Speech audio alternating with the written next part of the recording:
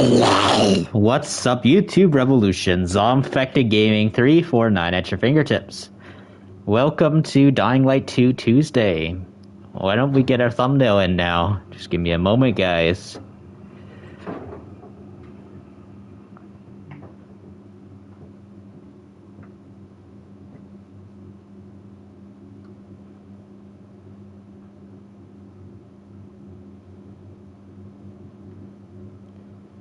Here we are. So, all right.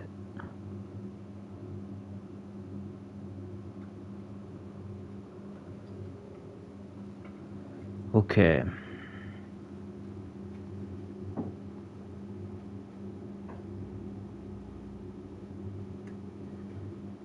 All right, now let's open up chat.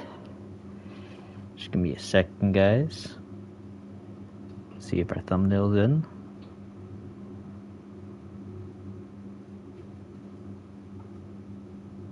Yep, I got thumbnail in, it's working. Alright, now let's open up chat now, everyone.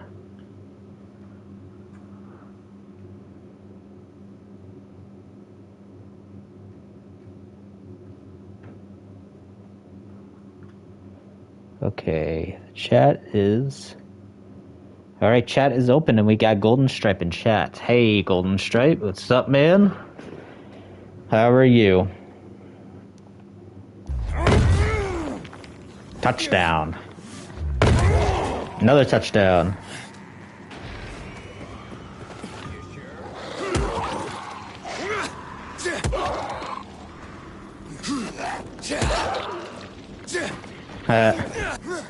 This is probably one of the most goofiest weapons in Dying Light 2 I've ever seen.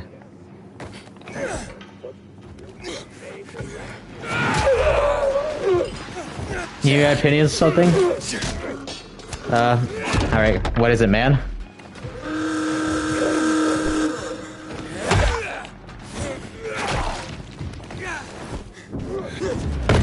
Touchdown! Let's see how that looks. Yeah, look at that. Look at that extremely insane touchdown.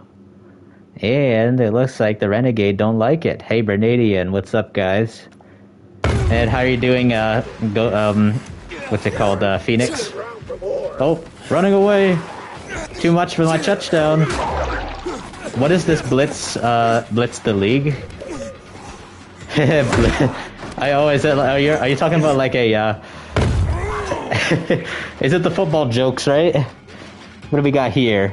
But yeah, I think I saw something saying about your birthday, Bernadian. Is it starting soon or is it ending? But anyways, I'll say happy birthday anyways, Bernadian. You're super pissed, why is that? Oh, it's ending, oh, okay. Well, happy birthday anyways. I'm belated.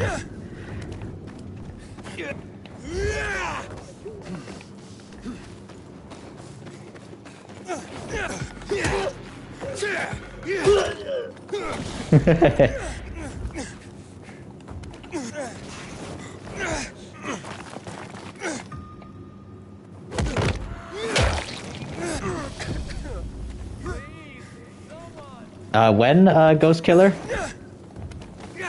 It's true the PS5 Pro is 700 and the digital... Oh, yes, I heard about that. It is gonna be digital. Yeah, I don't understand that, why they're doing that.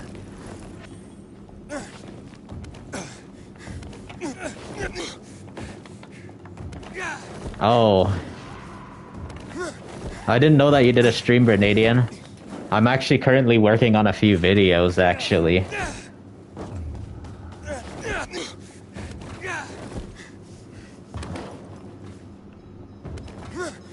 can't believe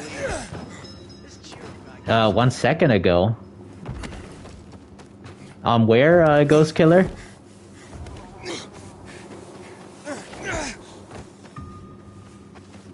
Was that... what was that? Hardcore football?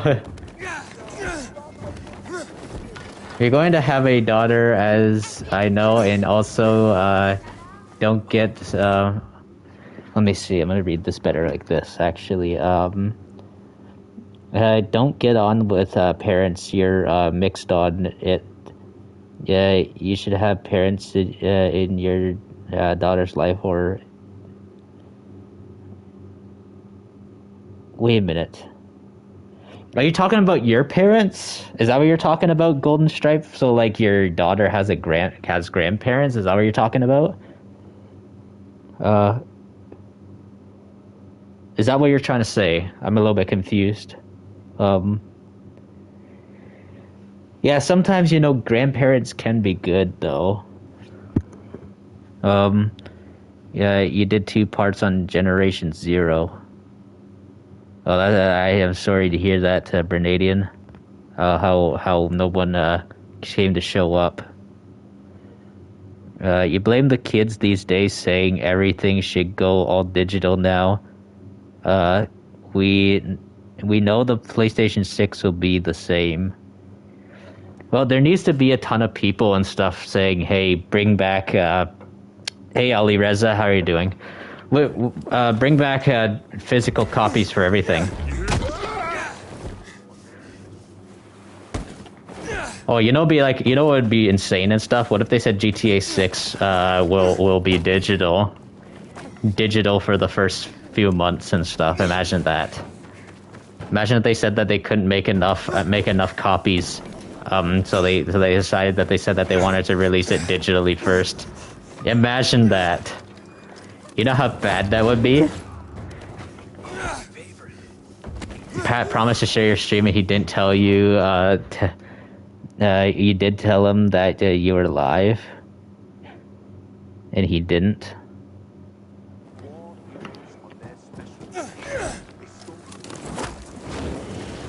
He must have accidentally forgot. That tends to happen a lot with him. Thanks for the GTA fanboys. That'd be actually that would be so a lot of people would be so angry if GTA 6 was like digital only for the first few months. I wonder what's the reason why for switching to so much digital video gaming these days. I wonder if it's because too many video game cases are taking up, so much space. I don't know. Honestly, I don't know. It could be multiple factors. It gets worse. Oh crap. It gets worse. The PlayStation 5 Pro will be 900 in Europe.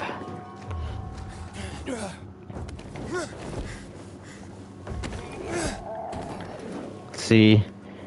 And no one comments to every party last minute. Wait, what? No one comment? To wish you a happy birthday?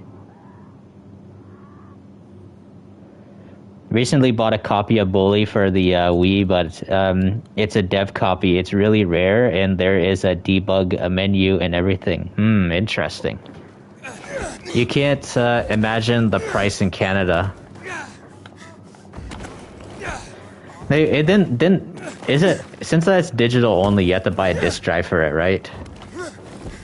I guess there's gonna be people that are probably gonna be buying buying disc drives probably, or getting disc drives for their PlayStation 5 Pros, and what they're probably gonna do? They're gonna sell it for a major price, probably like $2,000 or more, at that point, on freaking what do you call that? On Facebook Marketplace or Craigslist or Kijiji, etc., eBay, stuff like that. That's probably most likely what will happen. Greetings from New Bordeaux. Yeah, we're playing Mafia 3, eh? Oh, thirsty. Gotta have some of my tea right now.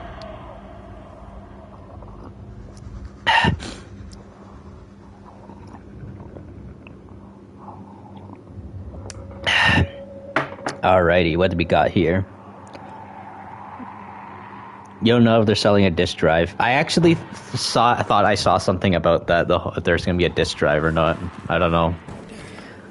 You was waiting for them to say you could play PS3 games on the new PS5 Pro, but boy, you were disappointed.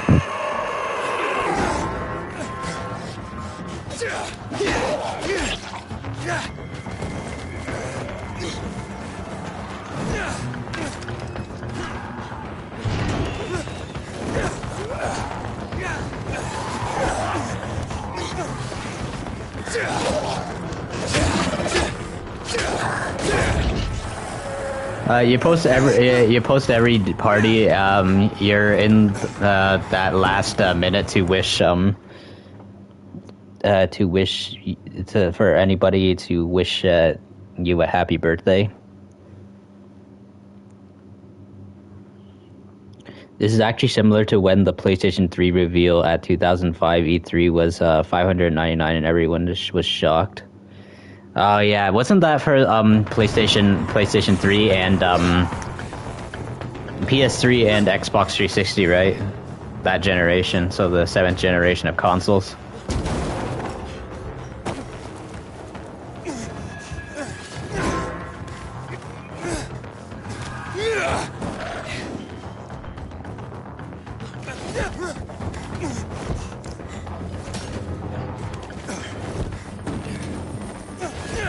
Yep, so just letting you know, guys, I am actually in the works of actually three other videos actually at the moment, guys, as well.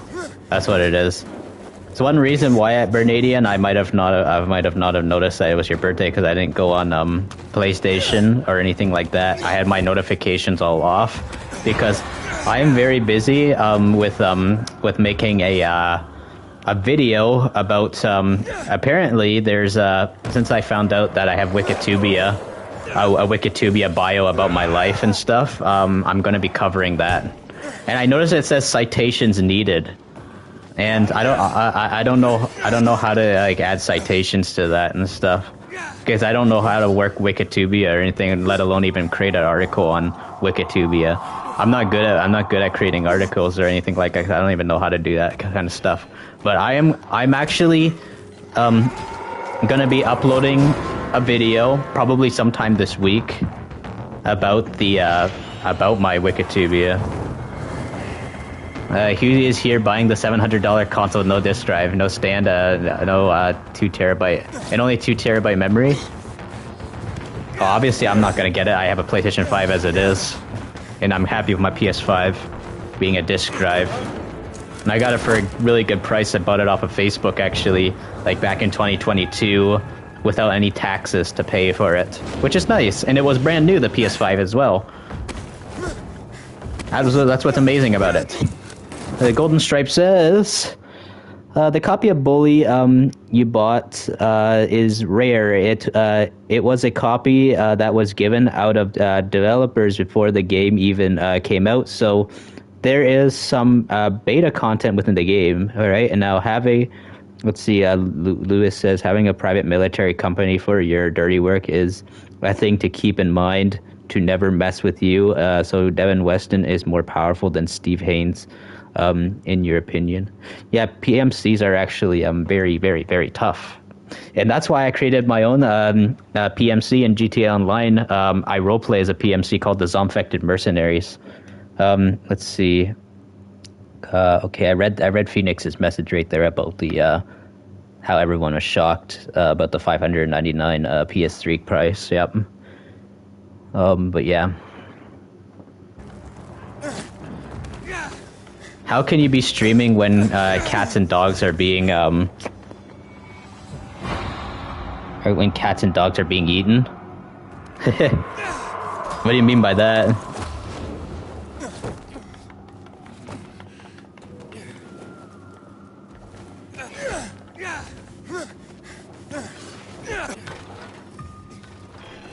Nuclear mad.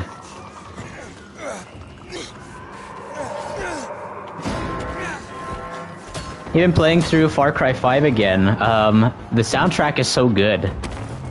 Yes, Far Cry 5 has a really good soundtrack. You know, it also has a really good soundtrack too. Far Cry New Dawn as well has a really good soundtrack. I platinumed both Far Cry 5 and Far Cry New Dawn.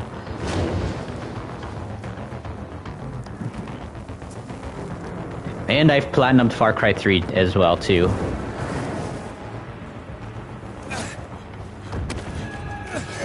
The debate, Trump said illegal immigrants are eating cats and dogs. Oh, really? I didn't hear anything about that, actually.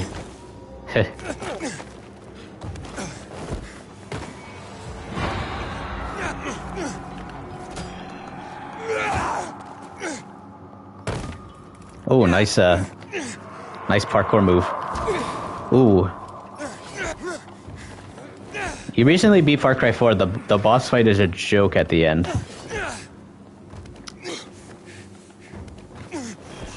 Oh, you wished him a happy birthday, eh?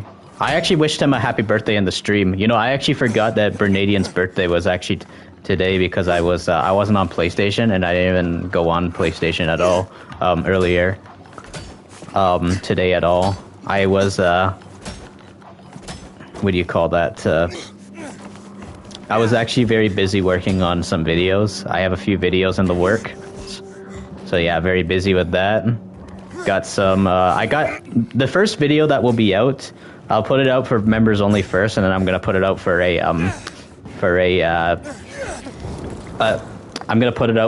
premiere publicly. And it's gonna be a very, very, huge video, and it's gonna be kind of open up about my personal life. But this is actually me reading about my personal life on Wikitubia, and I'm gonna be telling people how accurate it is, because it's pretty accurate. Somebody definitely listened to me very well in one of my streams, and I opened up about the personal life, and they wrote about it on the Wikitubia, which I'm pretty shocked about. And it's actually one of the reasons to why my channel took so long over the years to grow. You laughed when I saw when I saw your story on social media. Which one was it, Giltendi? And Fernando, I've noticed that you ended up missing the members only live stream. Actually, Fern, I had the 3 members only live streams on Sunday actually, and you want to know what it was? I went to a fair, went on an amusement park, I went on a roller coaster on stream, and guess what happened? My hat flew off, and I had to wait till all the rides shut down, and I had to wait till the amusement park was closing, and then they had to grab my hat. Luckily, my hat was retrieved, which I'm very happy about. That it was retrieved. The dinosaur meme. Ethan, thanks to everyone besides, Rex, aka Rasamusi. He actually did he actually say happy birthday as well? Maybe.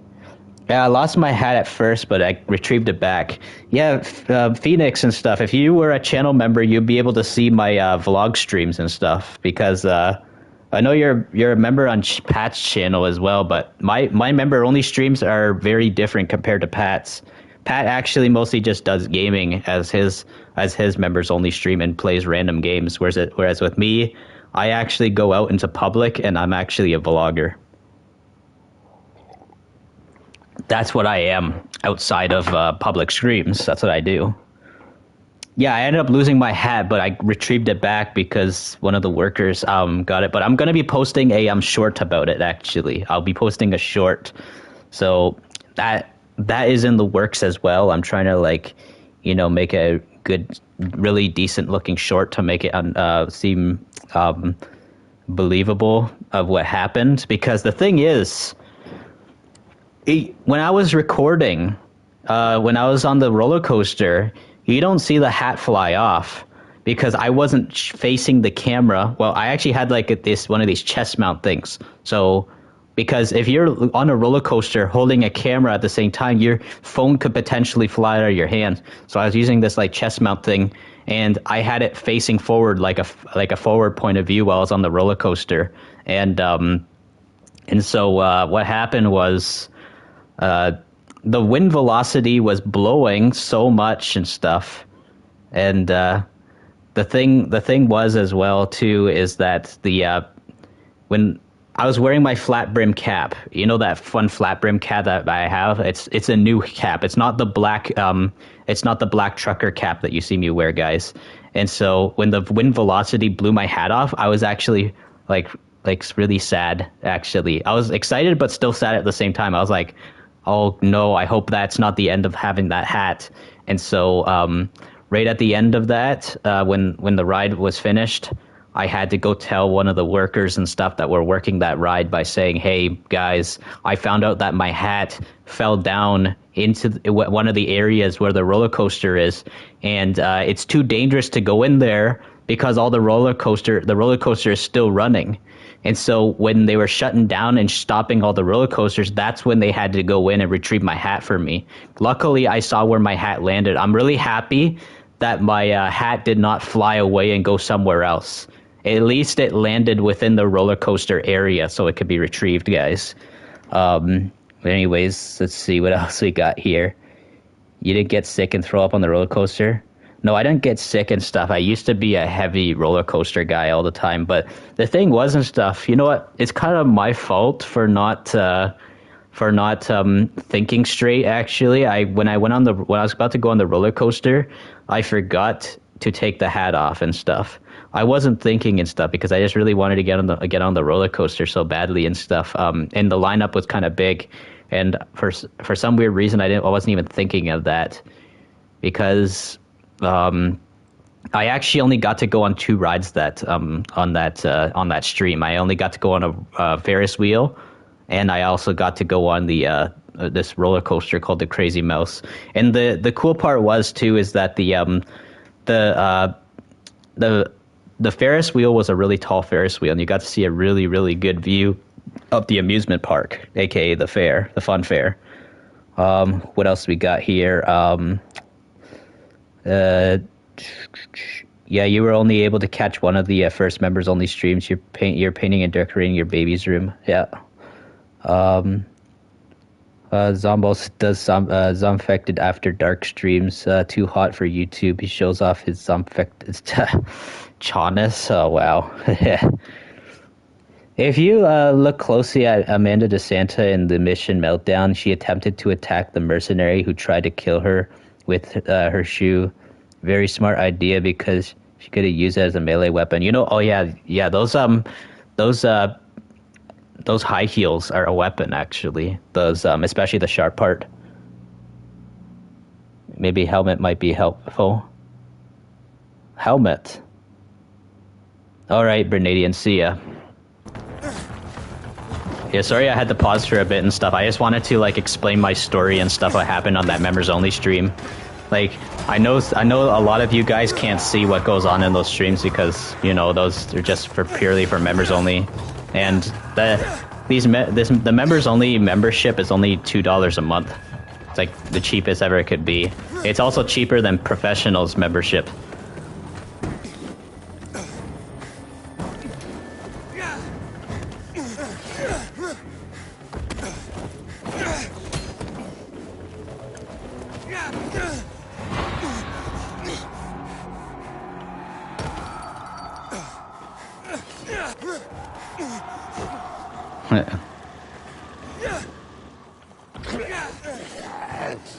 Hello.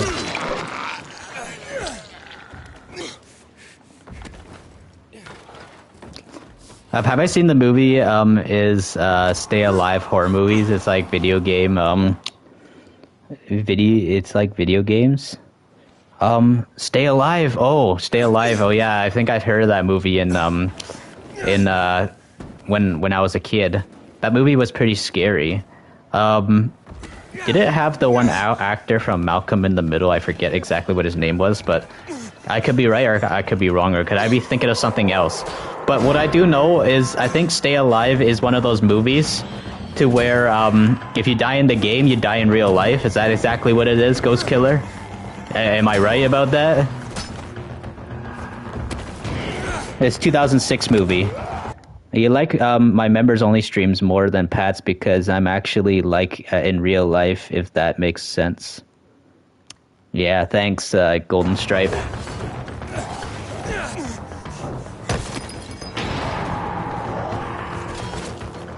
Yeah, that's the thing and stuff. That's why I want my members only streams to be unique and different from what I regularly post.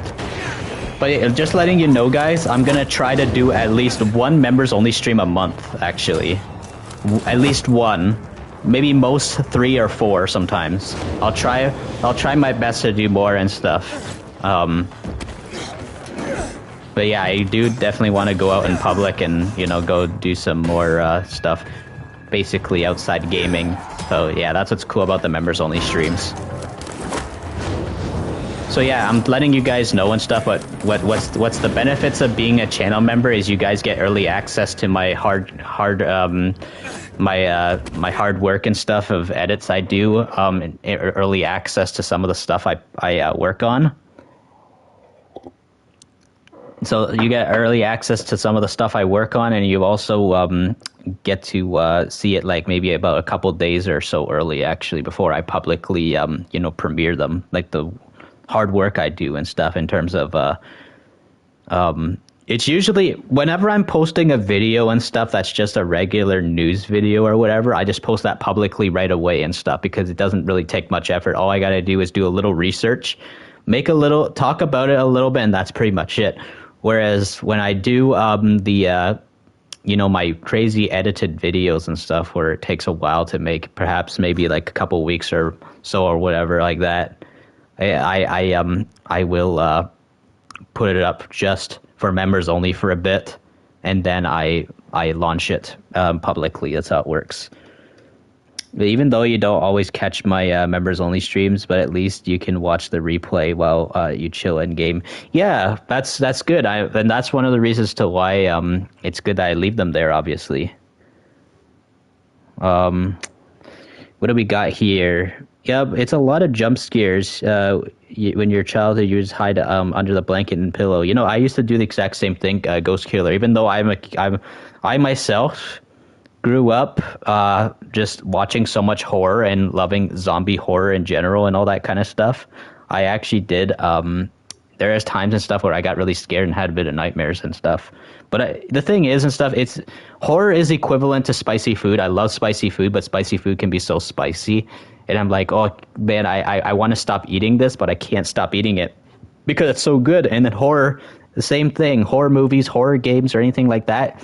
Horror can be so interesting, but it's so scary at the same time and very compelling.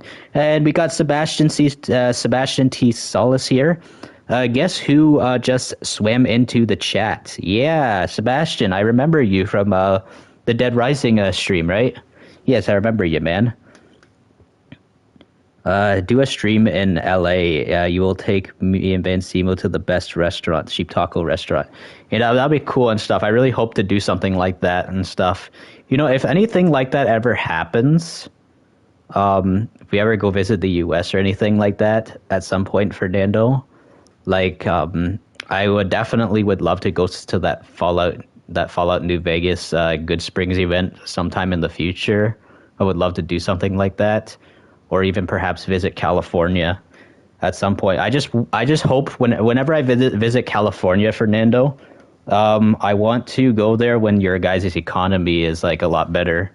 Same goes for Ontario as well. Don't come and visit Ontario with the government that we have running the country right now. So don't come to Canada just yet. Is Vincimo supposed to be her last name? It's actually a nickname for her last name, Aiden. That's what it is. Sub gifted onion. Yeah, for Giltendi. Yeah.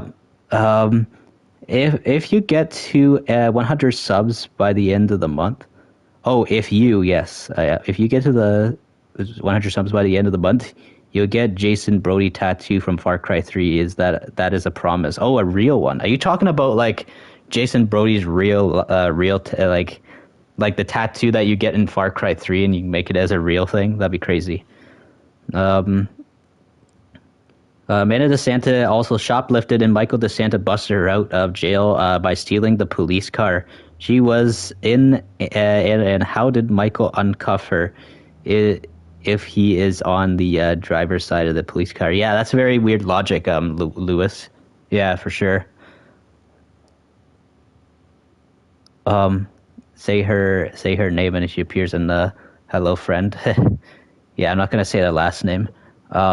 Sup, Fernando? How's Vice City? Yep, you're asking him that. He doesn't live in Vice City, I don't think. He lives near Los Santos more, actually, instead. You went bowling a few days ago, and there was this guy who was adorable. Oh, really? And what type of adorable? Sebastian T. Solis. All right.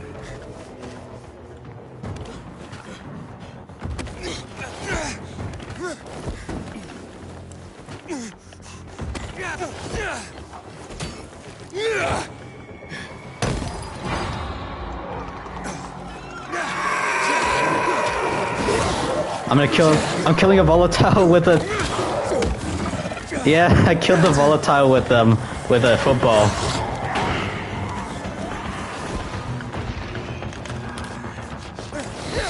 Man, this is so goofy, honestly.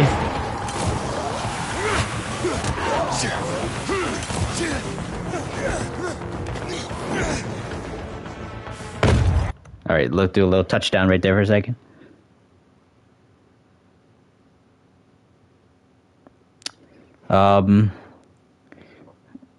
He was hot.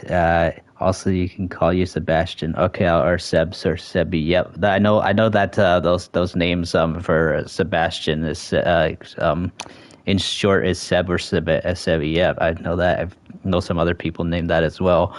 But yeah, no. Not gonna judge or anything like that. I know that some other guys do compliment how other men can be good looking though too. So yeah, I that's completely normal, man. Sebastian. What did we got here? Doing good. All right. Yeah, but if you get to 100 subs by the end of the month, you'll get a Jason Brody tattoo from the actual game. But you're not too confident. You guess time will tell. Yeah, I am thinking about eventually getting my own tattoo, actually, like on my arms, like up here at some point. So maybe one day you'll eventually see a tattoo. It's gonna be Zombfected Gaming, guys. It's gonna be my YouTube channel name. Like, I'm thinking of getting. Let me see, this logo right here, the Zombfected logo, and I might get it right here. And then I'm going to make it say on the arms over here, I'm going to make it probably say Zombfected Gaming across the arm. That's what I might possibly do. But yeah, I'm not really all that much for tattoos and stuff, but like just one simple, just arm tattoo like that, I think that's fine with me. That's one of the reasons to why I haven't gotten no tattoos yet. I have 0 tattoos. Yeah, so anyways, what do you got here?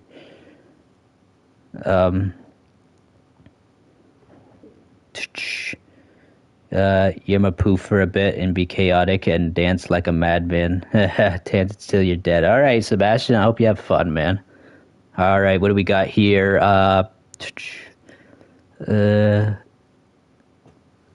Fernando, are you aware that has Zombfect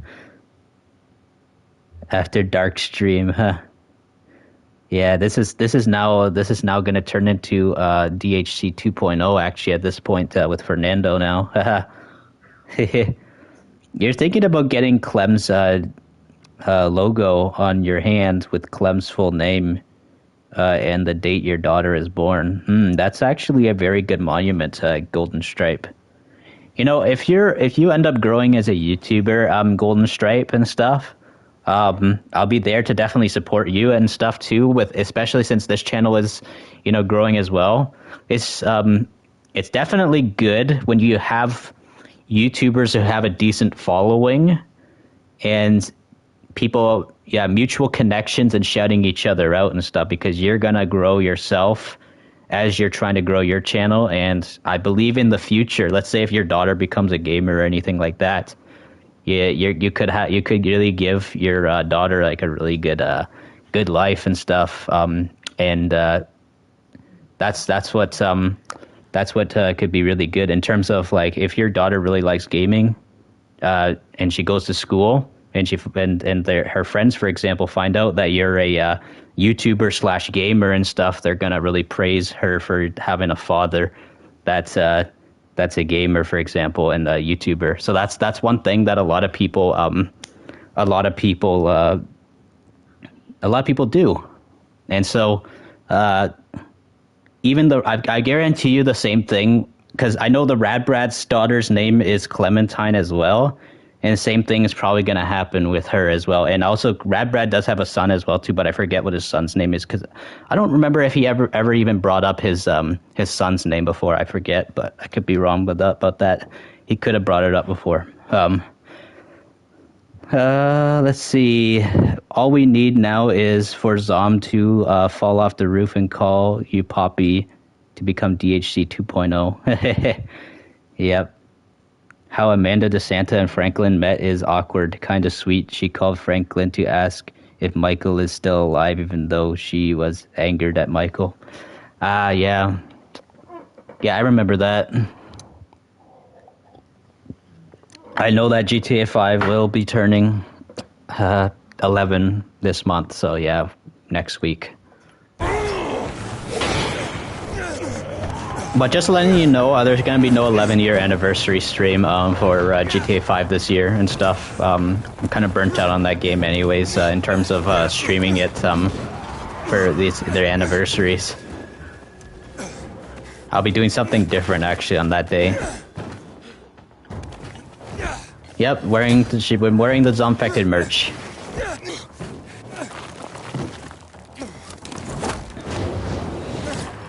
Azura Summers from Ace Attorney Dual Destinies is basically Kayla with long blue hair. Really? With blue eyes. Oh, are you trying to say that Azura Summers looks like Van Simo? Is that what you're saying?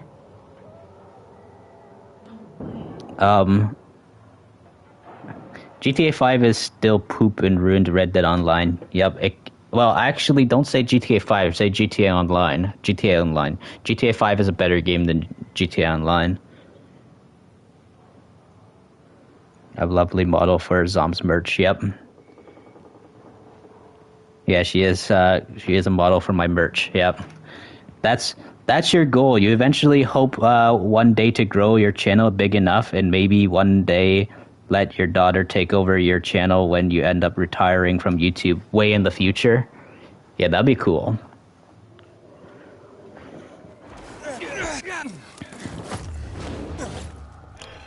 Fair enough.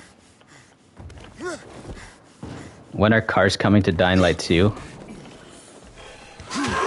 Probably mostly just in Dying Light the Beast, most likely. That's probably what it is. And probably maybe when the modding support comes out, we could probably spawn our own vehicle in, because modding support is coming to Dying Light 2.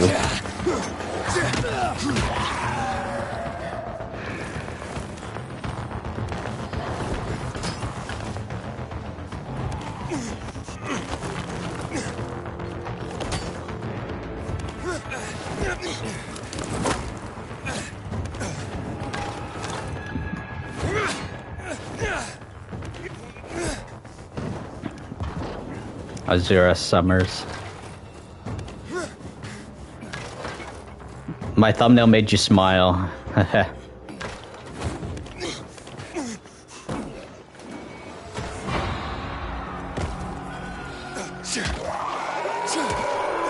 Hey Zom, will you ever do a live stream of the Infinity mode when it comes out? Because you can save in the remake, which is better. Yeah, I could definitely do that. I definitely want to do a lot of like Dead Rising content on this channel as well. And I believe that Dead Rising could potentially be, you know, really back. Oh, I know what line you're actually referencing, Lewis. Yep, I know exactly what you're talking about. It's the mission failed, for breaking into Michael's house. Repossession, I think it's called. Remember in Dead Rising 2 and Dead Rising 2 Off the Record has the explosive football? I think I do. This literally, the weapon I'm using right now literally reminds me of something you would wear in Dead Rising anyways. Like look at this, guys. Let me see, come on. Go into free camera, come on. It's too dark, dang it. We need to get into a brighter area. I'm actually gonna wait till daytime. I don't feel like fighting volatiles right now. I'm gonna wait till daytime, guys. Let's go to the bedroll stash. Here we are, guys. We're gonna go to the bedroll. Actually, you know what? Never mind. Let's do this. Fall to my death. it doesn't really matter if I fall to my death and die. I'm max level on this game anyways. So, yeah. Yep, there we go. You hope Stay Alive remake or reboot happens. Alright, guys. So this is what I was trying to show, guys. This right here. This is literally like a Dead Rising styled outfit in a way, too, because you can dress up Frank West in a football gear in Dead Rising. And I really honestly can't wait for modding support to come out because I'm going to be playing Dying Light 2 in third person rather than first person. Because I think that mod will probably happen on console. We'll probably be able to like play Dying Light 2 like this, most likely. Like, I wonder what... Okay, so guys, if Dying Light 2 does have the modding support and stuff in terms of like third person, would you rather it be like an over-the-shoulder camera angle like this, or would you rather it be like further back like this? The over-the-shoulder will be more... maybe somewhere on the lines of looking something like this, guys. That's probably what it would be. Yeah, no issues pre-ordering. For what? What did you pre-order, Fernando? One thing that you promised your girlfriend before your guys' child is born is you'll never be like a piece of crap parent who didn't believe in you and your dad being abusive. You're going to be a better parent. Yeah, that's good, actually. Golden Stripe. You meant by throwing the football. Yeah, that's the thing and stuff. You can throw the football. You can throw the football in this, but the football doesn't come back, and sometimes you can't pick it up. I'm going to show you guys throwing the football. I'm going to try and throw the football anyways. Alright, here we go, guys. Watch this.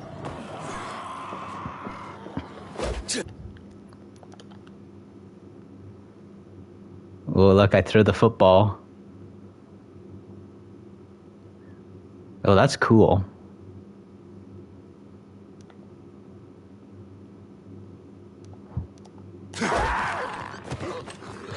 Where's the football?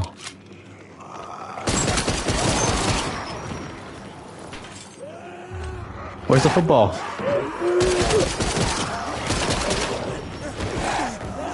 That's what I mean and stuff, guys. And you throw the football, I don't even know where it is. Well, you pre-ordered Dead Rising Deluxe Remaster as well? Nice.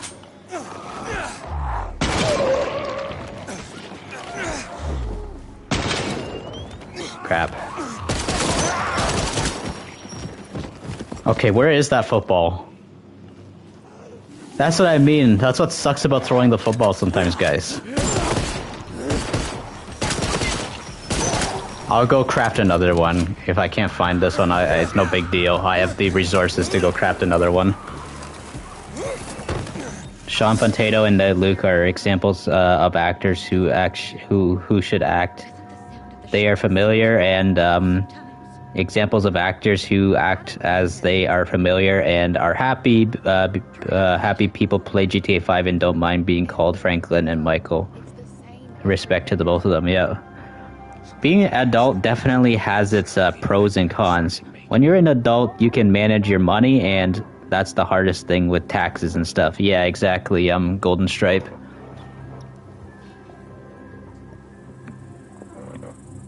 Like, there are things and stuff I really do miss as a kid, but there's things I don't miss as a kid, actually, as well.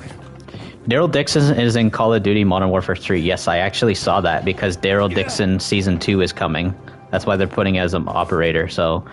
Yeah, I remember earlier this year they did Rick and Michonne. That's what they did. Because of The Walking Dead, The Ones Who Live. And that was actually kind of cool, how they did that. Even though I didn't want to buy Modern Warfare 3. You know, I kind of wish that it was for Black Ops 6, because instead it will be. I really hope that they do some of the Walking Dead stuff with Black Ops 6 though, because that's the game I'll be playing. I skipped over Modern Warfare 3 because I knew it was going to be bad. I knew it wasn't going to be as good as original Modern Warfare 3, and it's nothing like original Modern Warfare 3 at all. I like Modern Warfare 2 and 3, the original games and stuff, because they were actual like World War 3 games. which was interesting.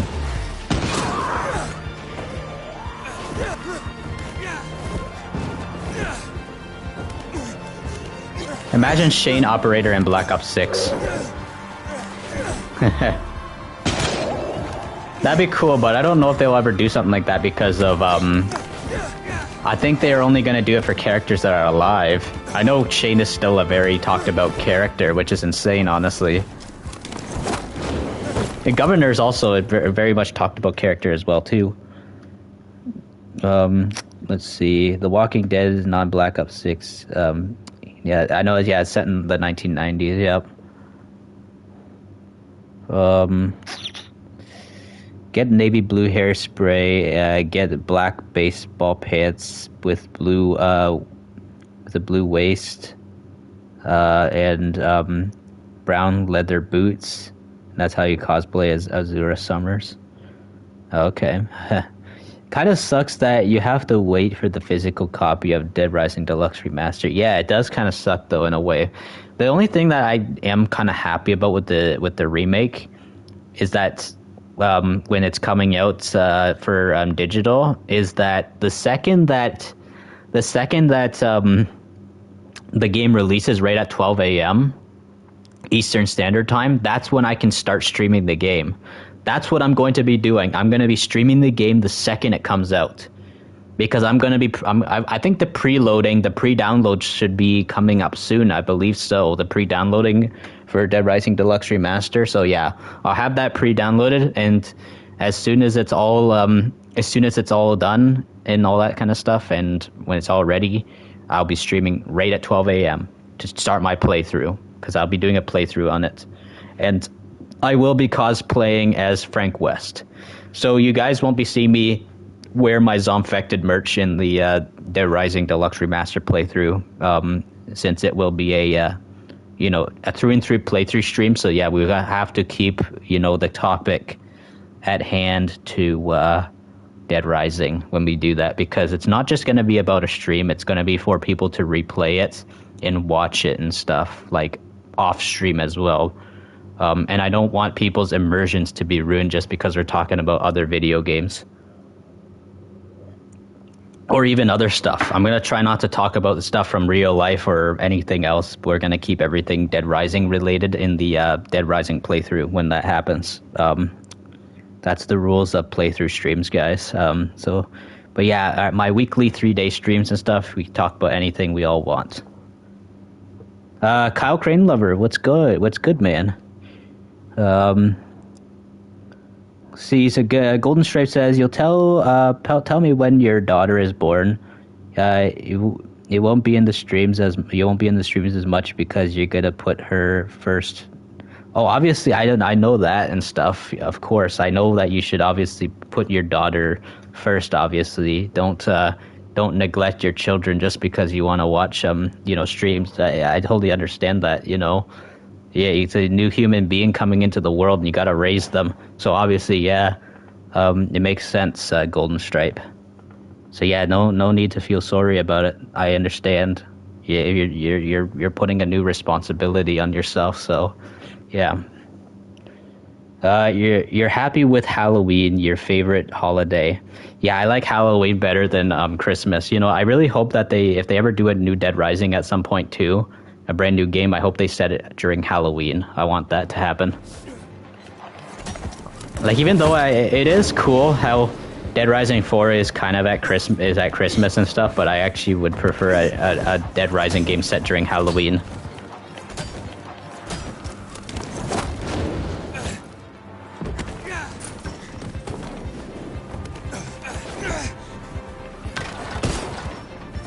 Oops.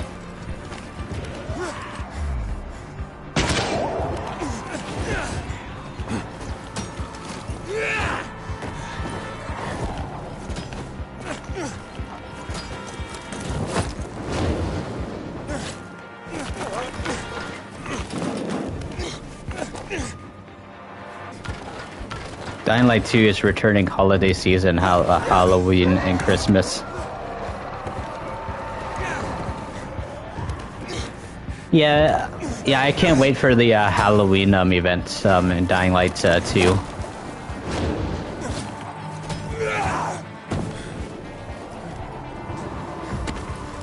Halloween should be cool this year. I think the Halloween and Christmas events get better and better every single year. I really hope that they do a really good job with this year's Halloween event, though. And Christmas. I'm sure that snow is probably going to look even better than last year's, because last year's was really good as well, too. The year before that was kind of sucked because there was no snow. 2022 had no snow. 2023 had awesome snow. What else we got here in chat? What did we got here?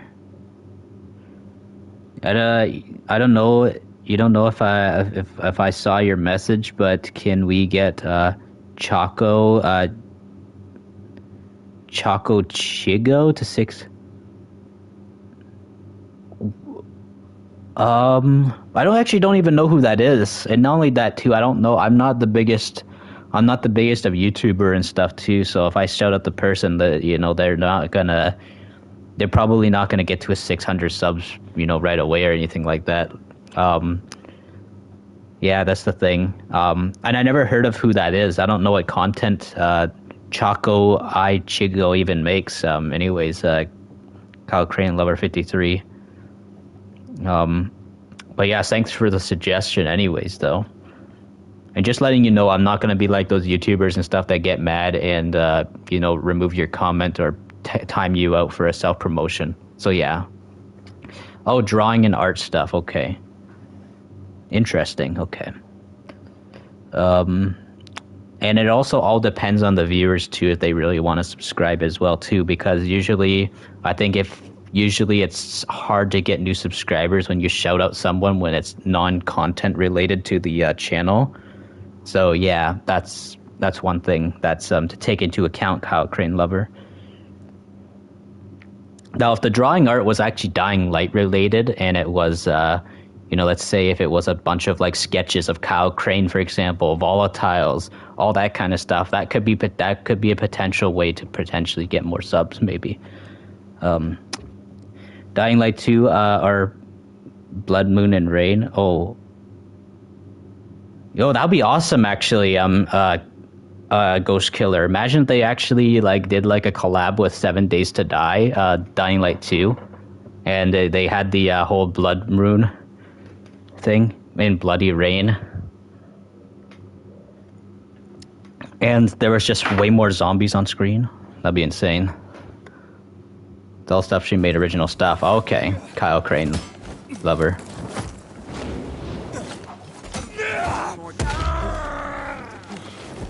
Yeah, I really want them to do a 7 Days to Die collab, Ghost Killer. I think that'd be amazing. And imagine if they added a base building feature into Dying Light games. I really want Dying Light to have its own base building type of game, kind of like Fallout 76, and it would be kind of somewhat similar to 7 Days to Die. I would love a game like that so much. I would definitely build my own base, and I would give it its own Zombfected base theme and stuff too. Hey Zom, you found the M14, aka the M1 Garand. Cool. But I know the M1, M14 and M1 Garand are kind of different from each other, but they look similar because of the iron sights. I think the M14 might be kind of somewhat related to the M1 Garand, though.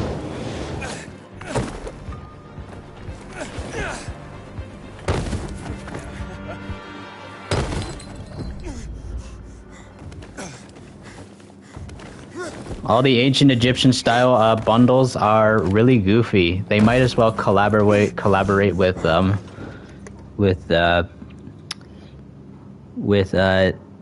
Nitsanji? I can't even pronounce that. Probably butchered that at that point.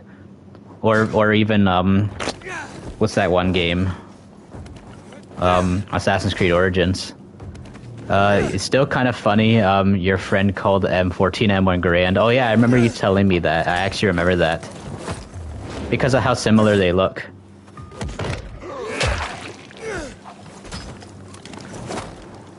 It'd be really funny. Imagine if someone implemented a M1 Garand iron sight onto a M16 or M4A1 and someone called it an M1 Garand. You know how funny that would look? That would be so goofy, honestly, at that point. The Fun Pimps live stream on Friday the 20th for October. In September. Crazy part is, speaking of Halloween, guys. So I went to one of my local stores in my local neighborhood and stuff, and they're already selling like Halloween stuff and Halloween candies and all that kind of stuff already. They always start to do it in early September. Early September is always when they start selling like all the Halloween stuff, and then early November is just after Halloween, or even just about a week before Halloween. That's when they start getting Christmas stuff in. Like sometimes they start getting Halloween stuff in late August. It's insane. Like I think Halloween's is like Halloween and Christmas are probably one of the most talked about like holidays of the year. Even though Halloween is not a holiday, people still have to go to work and school on Halloween. I kind of wish Halloween people got it as a holiday, like at least one day off or something.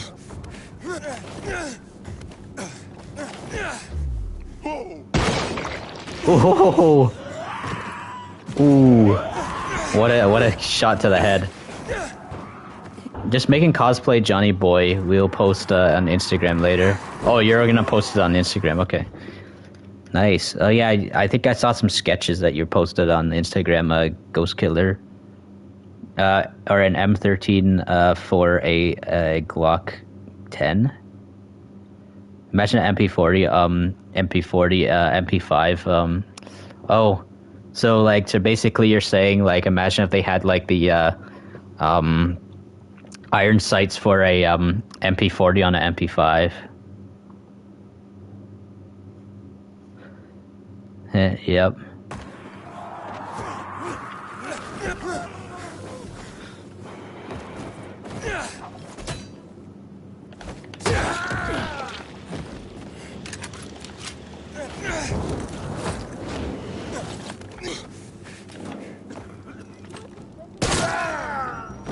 All right, you win.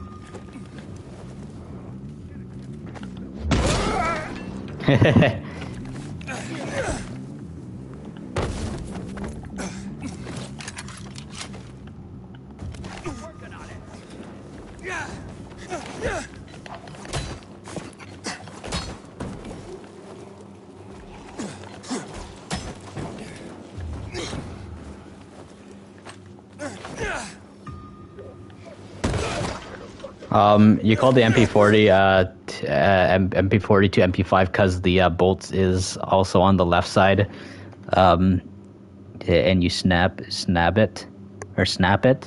Yeah, I think this is how it works. So MP40 is like this. It goes and then goes whereas MP5 is like that. You slap it like that. So you pull it back like this for MP40, whereas you go like this, you slap it down with MP5. MP5 is one of my most favorite guns of all time as well, too, guys. I love it. There's a picture of me, guys, with a MP5 in real life, but it's not a real MP5, but it looks like a real MP5 because it's a it's an airsoft MP5, and it's pretty awesome, and it feels like a real MP5. It's heavy like a real MP5. It's not doesn't feel like no toy or anything like that. So yeah, it's cool. You went to the store and see a bunch of Halloween candy. You wanted to buy some, but you're like, if you had to buy the groceries and Halloween candy, it was not on your girlfriend's list. Yeah. Yeah. Okay, read that one. All right, caught up with chat. Don't do the bolt snap with the MP5. It'll get stuck in your jam. Yeah, I've actually heard that sometimes that will happen with the MP5s.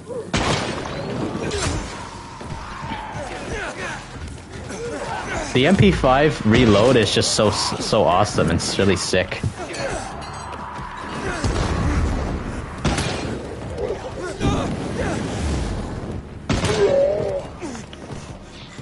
You saw him on X before you talked to him. Oh.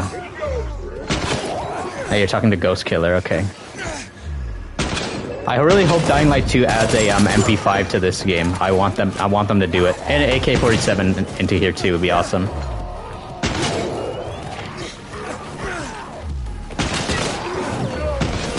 Hey, Batman.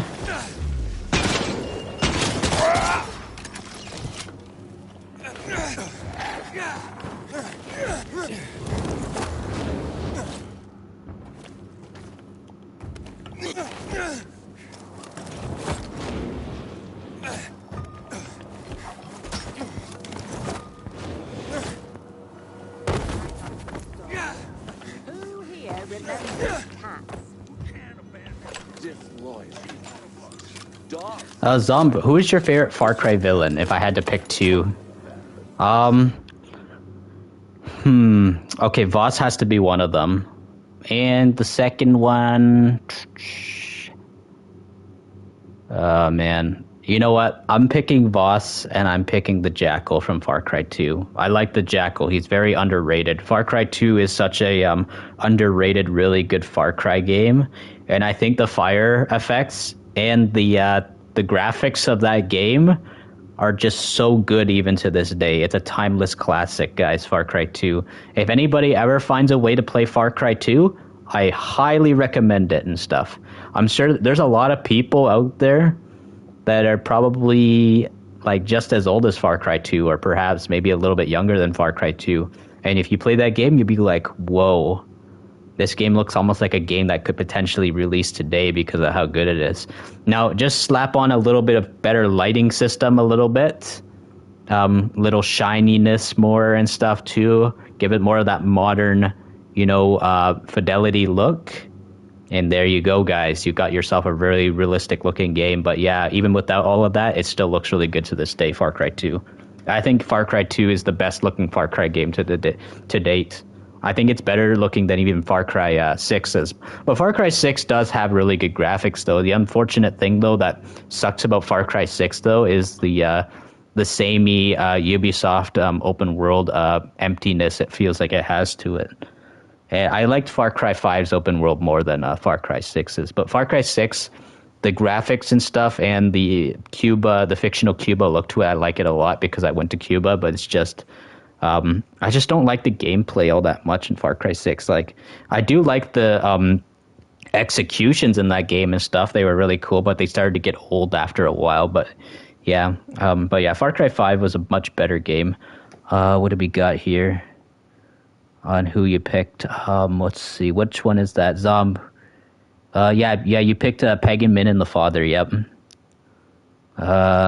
Jackal's a very smart villain, yes. And the thing is, too, I think the Jackal is Far Cry 1's main protagonist, the Jackal. Isn't Far Cry 1's main protagonist, his name was Jack Carver, right? I think that's his name, right? Yes. Far Cry 2 is ahead of its time, and the details are realistic. Like, when the guns jam and the fire spreads, yes, the fire is just, man... Chef's kiss to that on that one, guys. Like the fire.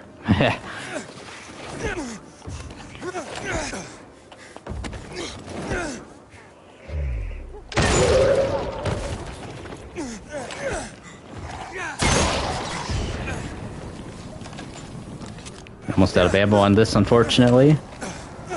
Hey, you're getting older and you turn 23 in December. You don't want to be... You don't want to be old. Well, you're actually not even that old anyways. You're still pretty young. Even 30 is still considered young. I myself don't even feel that old myself.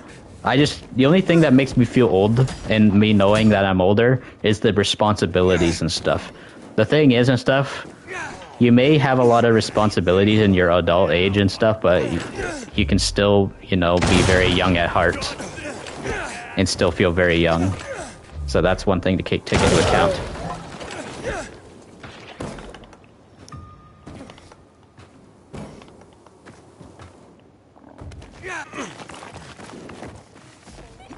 You're gonna have a daughter, you're only 22. Yep.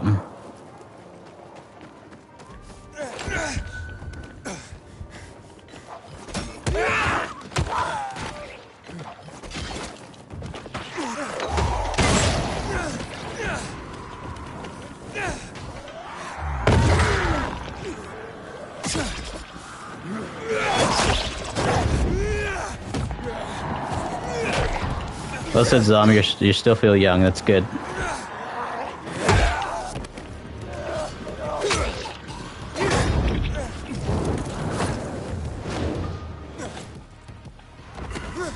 Yeah, and also Batman. I don't know if you know, but I don't know if you knew, but I did go to an amusement park on.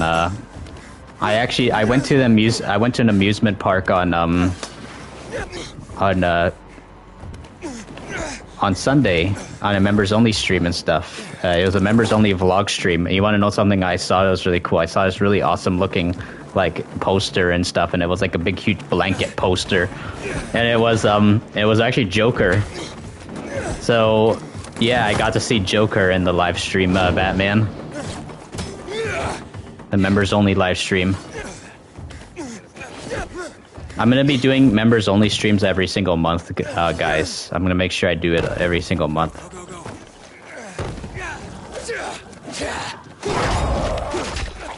And also, what's obviously good about, you know, benefits of being a member, obviously too, is people get early access to my work. They get early access to seeing my my work I work on.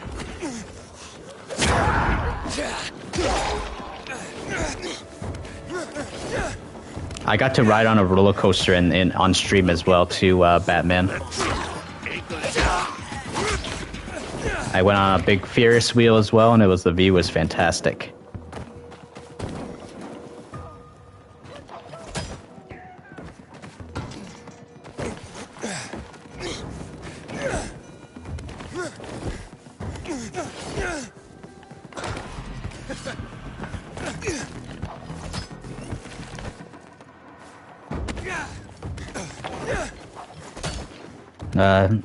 Let's see what we got here. Far Cry 2 is also your first Far Cry game. Yeah, Far Cry 2 was my first Far Cry game as well, too. What was the amusement park name? It was just called the Western Fair. But in the stream, I called it the Fun Fair stream. That's what I called it. Fun Fair Amusement Park stream. Yeah. Unfortunately, I know that you were a member, I think, last month, and stuff. But let's say, for example, if you were the member, you probably would have been able to see that stream this month and stuff. But I think it expired for you. That's what it was. But yeah, you definitely probably would have really liked the one Joker blanket poster I saw. Like this Joker, it was humongous. It was the Dark Knight Joker too. It ain't no recent Joker. It's not Jared Leto's Joker or anything like that. What's that one Joker that played 2008's Dark Knight? The one actor that passed away. It was that Joker. Way better Joker than the other ones, I'd say. My favorite Jokers is that Dark Knight Joker and the Gotham TV series Joker with Cameron Monaghan. I like that one. I like the Cameron. Oh, Heath Ledger. Yes, Heath Ledger. Yes, I couldn't remember his name, but yeah, there was Heath Ledger. I don't know if you saw it, Aiden, but if you saw on the stream, there's a part and stuff. It was a really awesome looking blanket. It was a ginormous blanket. The second I saw that, I was like, "Oh dang! I wish Batman was here to see that." That's what I was like. And I would have said, "You gotta go chase the Joker, Batman." That's what I'd say. You gotta go get him.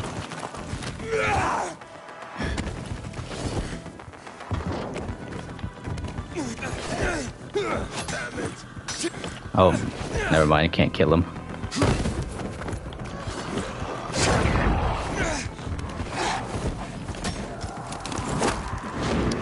What do we got here else?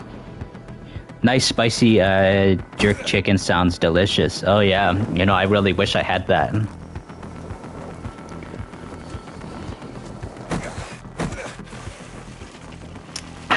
There we go. You watched the replay of the stream and I looked like Aiden Pierce in the stream, yeah, with the Zombfected merch. Yeah, that's the whole idea of the merch and stuff, was to be kind of like a Watch Dogs, like, you know, looking protagonist. I kind of wish I had this mask and hat while I was streaming the Watch Dogs games. But, you know, I'm happy I got it now. Never too late to have awesome Zombfected merch.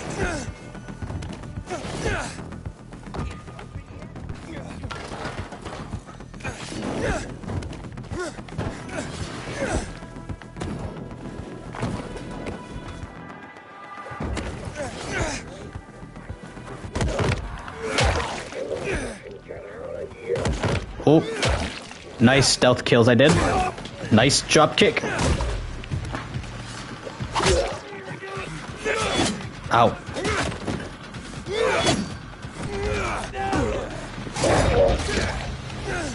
That's cool. Like both. That was really good. Death from above kills I did. What else we got here? You know, you're kind of glad that you deleted your Snapchat account because you really don't use it that much anymore. Yeah, understandable if you don't use it. I myself use Snapchat, so I don't delete it.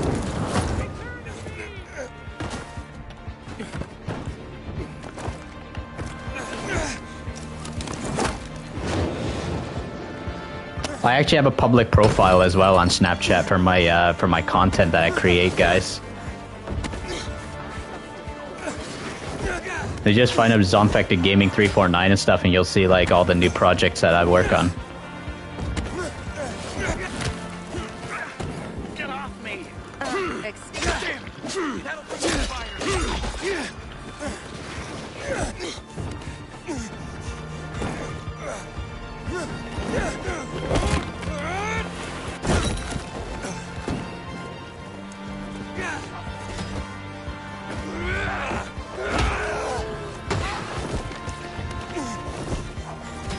You might have to cop some of the merch when your daughter gets older and let me see what we got.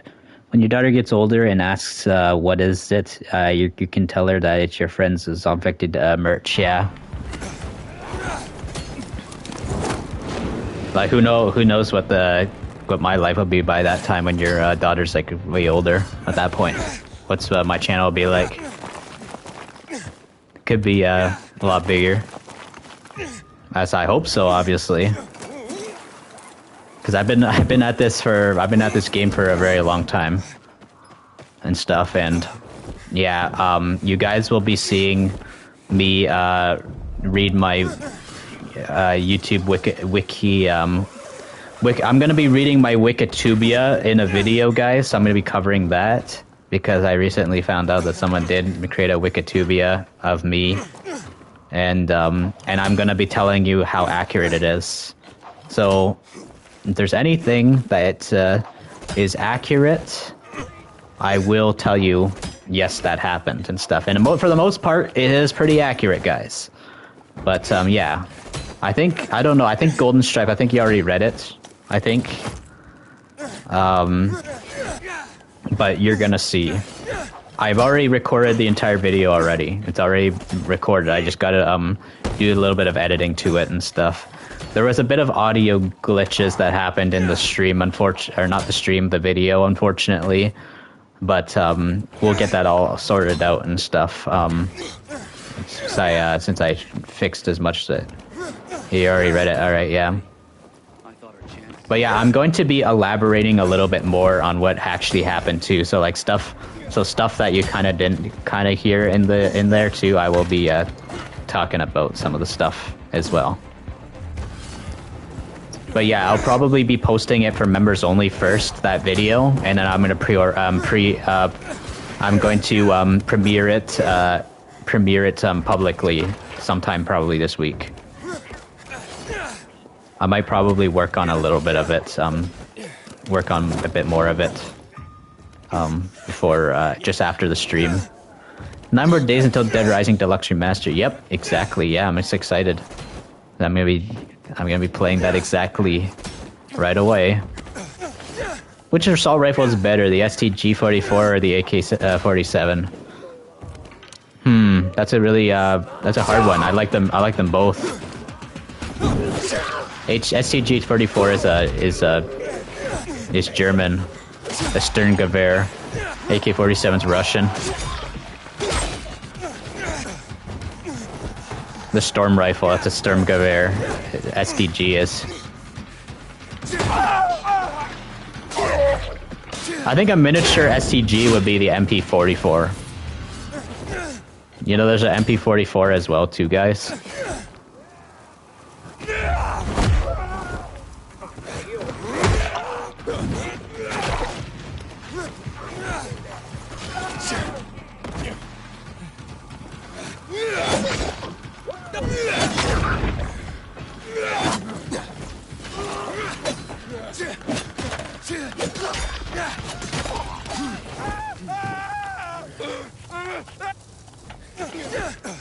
The AK-47 was made with the STG parts.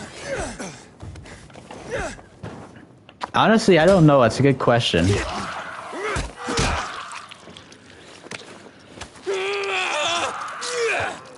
But yeah, guys, if you guys are enjoying the stream, consider dropping a like as well on the stream.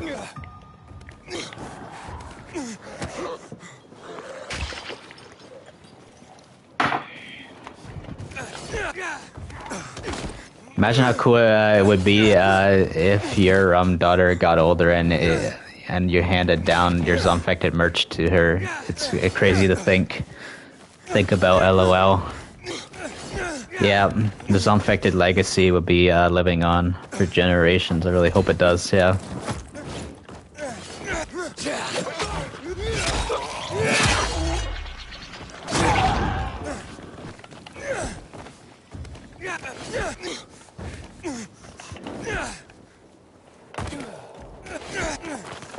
You need to tell Pro about that because he is the professional with guns, yeah.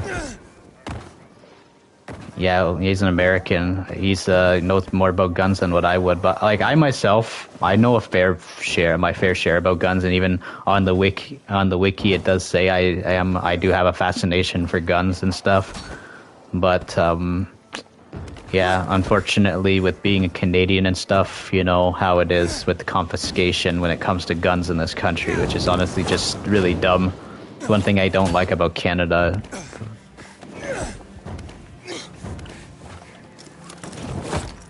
All the stupid, I don't talk this stuff, but like it's the liberals and stuff. The liberal left wing bullcrap and stuff is what is the reason to why guns are getting confiscated in this country.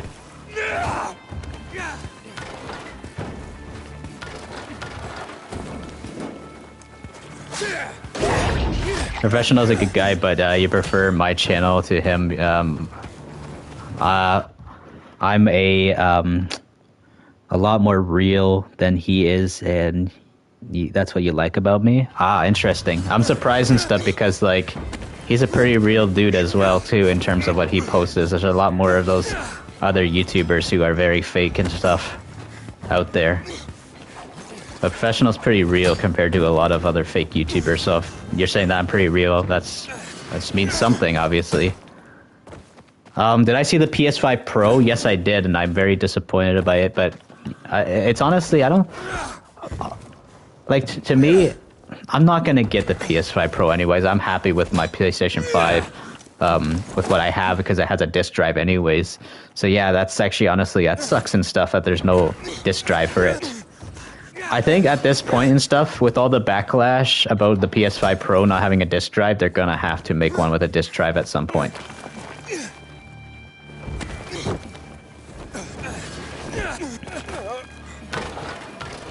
Zom and Pro are chilling YouTubers. Ever same with go to Crazy for Games. What's that? Crazy for Games. You know, on PC you can play PlayStation and Xbox games. Yes, I think it's PlayStation Plus Premium. You can play on PC, right? It used to be PlayStation Now. I remember when it used to be called that. That's what I do know. But anyways, guys, let's try and get ourselves to 10 likes on the stream, guys. So, yeah.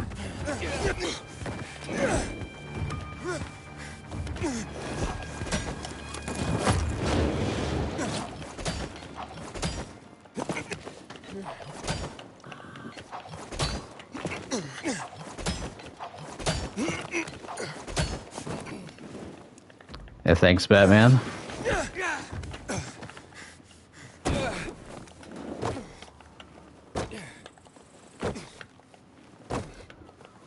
He's a YouTuber who plays GTA games in the Warriors.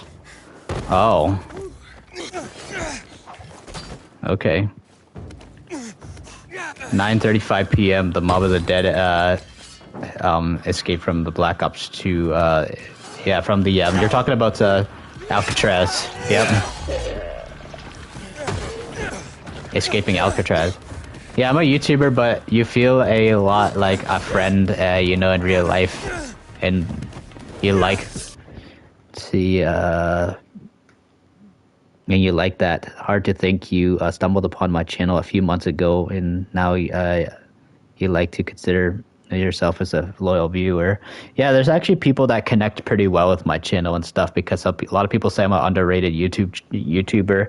And the thing is and stuff, a lot of big YouTubers are actually falling off. That's actually a major thing, and there's actually a lot of people who are unsubscribing from big YouTubers to go subscribe to smaller YouTubers, because they say there's a lot of people are saying that too many big YouTubers are being scum, like entitled scum and stuff, and they will like start like timing out they'll time out like new viewers unfairly and all that kind of stuff, and they will only read their top fans. They will never read any of the new people's comments or anything like that. They will just be like, no, screw you.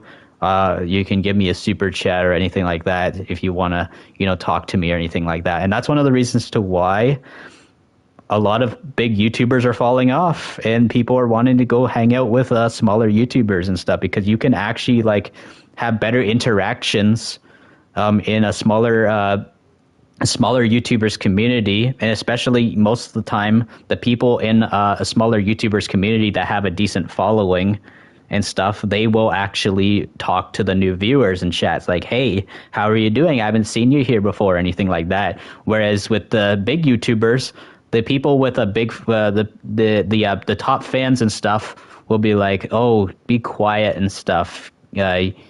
He doesn't have to read your comment if he doesn't want to. Like that's the kind of stuff that you see in big YouTuber streams.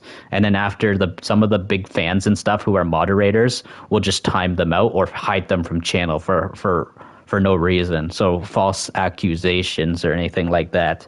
So some YouTubers will like time out others, small like viewers and stuff that have never seen the channel before or anything like that, for being like, oh, I'm gonna time you out for spam because you said, did you see my comment or anything like that. That's actually what a lot of big YouTubers do, and it's just disgusting, honestly. So yeah, I really hope some of these big YouTubers really lose their career, and I really hope that it actually promotes a lot of small YouTubers to be bigger. So out with the big scummy YouTubers and allow the smaller YouTubers and stuff that feel like they're in a privileged position to actually, you know, make a difference and not be like those other crappy big YouTubers. DSP Gaming, yeah. Fernando was exposing the guy on his channel. I saw that. Don't forget about me shouting you out and feeling the fire to make you want to do YouTube. And if your daughter ever asks if you have any good friends, you'll mention me as a good friend that helped. Yeah.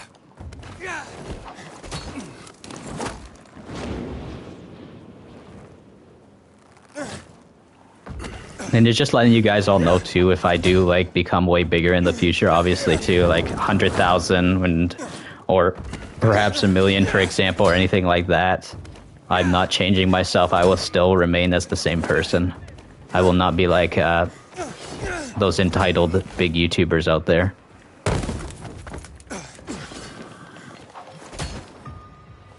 There'll be a lot of new crazy projects I'll be working on the channel though, and definitely the channel will become definitely a lot more bigger in quality, definitely 100% for sure though. That's the only change that will happen. Quality of life, basically. That's the only change that the channel will go through when I get bigger. Just quality of life changes. Nothing like no personality change or hot-headed changes. Like a lot of just big YouTubers just become too hot-headed. Does the ego make YouTubers turn more scummy? I believe so. It is that, yes.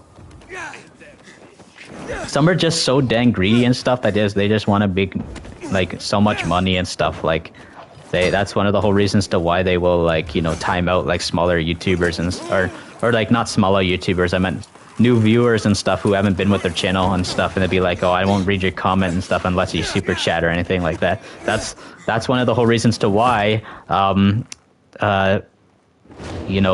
they do stuff like that, because they want to like guilt trip smaller viewers and stuff to make them actually super chat and give them more money.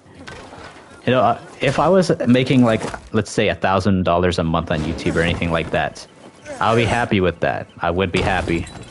There's too many YouTubers and stuff that just want to make like hundreds of thousands of dollars or whatever on YouTube. That's what they're trying to do. They just want to become like the next greedy corporation. That's what it is. What do we got here as well? Hey Zom, did you release the documentary? I didn't. It's not my documentary. It's the Professional's documentary. The Professional still hasn't released that yet, and it was worked on all the way back in March and stuff, and he still hasn't posted it yet. I hope that he posts it next month, because Watch Dogs Legion is turning 4 next month, so maybe that could be potentially a good time to release it sometime, maybe late in October, because October 29th is the 4-year anniversary, and I'm thinking of actually doing a 4-year anniversary stream. One of my other friends that I met on Watch Dogs Legion like 3 years ago, like almost 4 years ago now, guys. Where does the time go? But yeah, I remember it like yesterday. I played with this guy named Soundwave, and he asked me, he's like, are you thinking of doing another anniversary stream? And he actually gave me the idea. I was like, I don't know if I'm going to do it or not, but now he gave me the idea, so I'm like, you know what, I will do it actually, guys. Because Legion was a major part of my growth on YouTube. It helped me grow on YouTube, and so I have to. I've done all the Dying Light anniversaries anyways, so I'll definitely do a Watch Dogs Legion anniversary, and I'll definitely do a Watch Dogs 2 anniversary as well. I actually forgot to do Watch Dogs 1 anniversary this year because, well, I did a video, though, 10 years later. So that at least counts and stuff.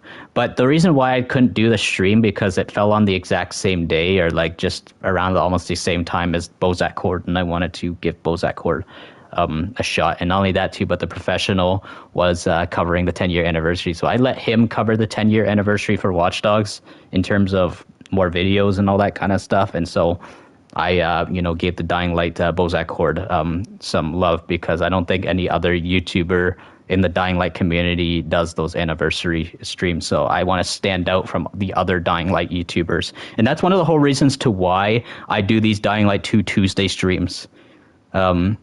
Because no other Dying Light YouTuber does that, really. Except for another YouTuber named AussieGG. He did do Be the Zombie Fridays. He kind of started to somewhat stop doing it.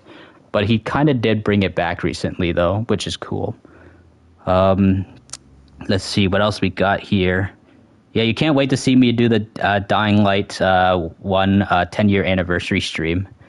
Yeah, I can't wait for that as well either. It should be cool. And especially if it's leading up to Dying Light the Beast, that should be pretty dang hype, potentially. It could be a huge hype. What else we got here in chat? You'll get a million easy. We gotta spread the zombie-infected revolution and stay positive. Yep. You can't wait to see my... Yeah, all right, I read that. You missed the Watch Dogs franchise. You wish Ubisoft and make Watch Dogs 4. Yep, me too, man.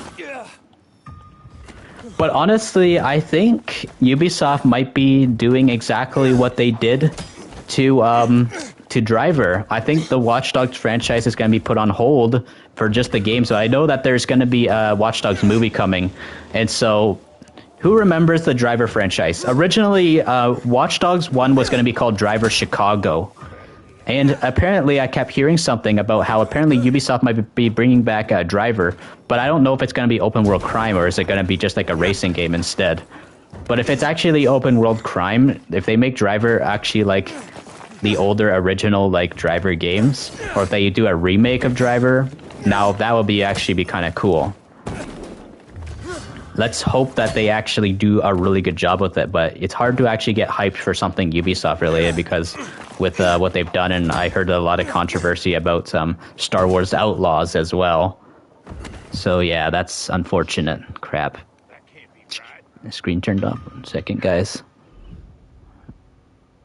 All right, there we go. You played Driver 3. Ah, okay.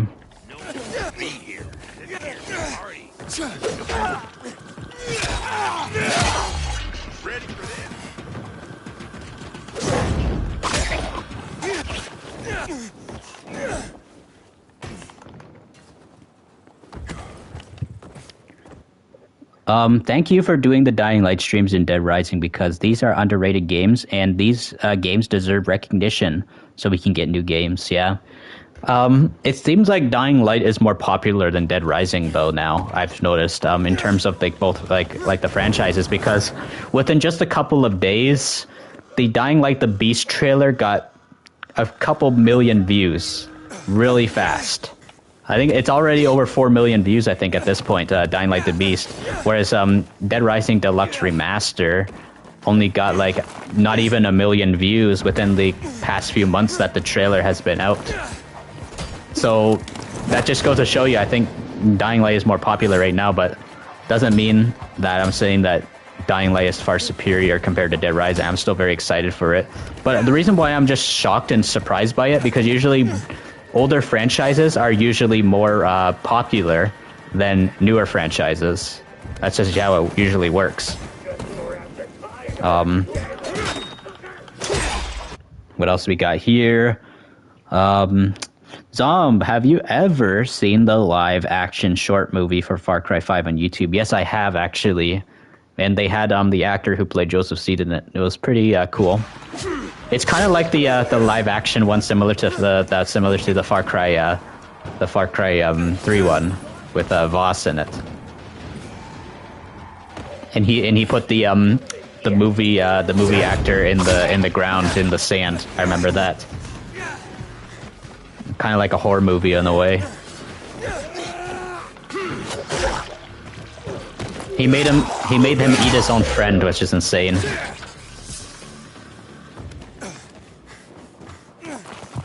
Voss literally made the movie actor eat his own friend, the cameraman. It's because Dead Rising 4 was badly received, and the last Dead Rising game we haven't had a new game in years, so the recognition was declining. Yeah, in a way, yeah. But yeah, let's hope that.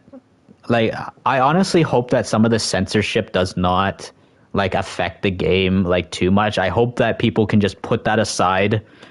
I know it does kind of suck and stuff though, like the little bit of the censorship. I am a little bummed out by that, but I'm not gonna let that affect me from not having fun with the game. I'm still gonna have a lot of fun with Dead Rising Deluxe Remaster, aka the Dead Rising 1 remake, because there are some quality of life changes and improvements. Definitely, for sure. One thing I am kind of sad though about is that they didn't bring back the original Frank West voice actor, but still, I'm still excited. I'm still excited to play. And I've seen some people say that some people are saying that Techland did a much better job at actually waiting for Kyle Crane's voice actor.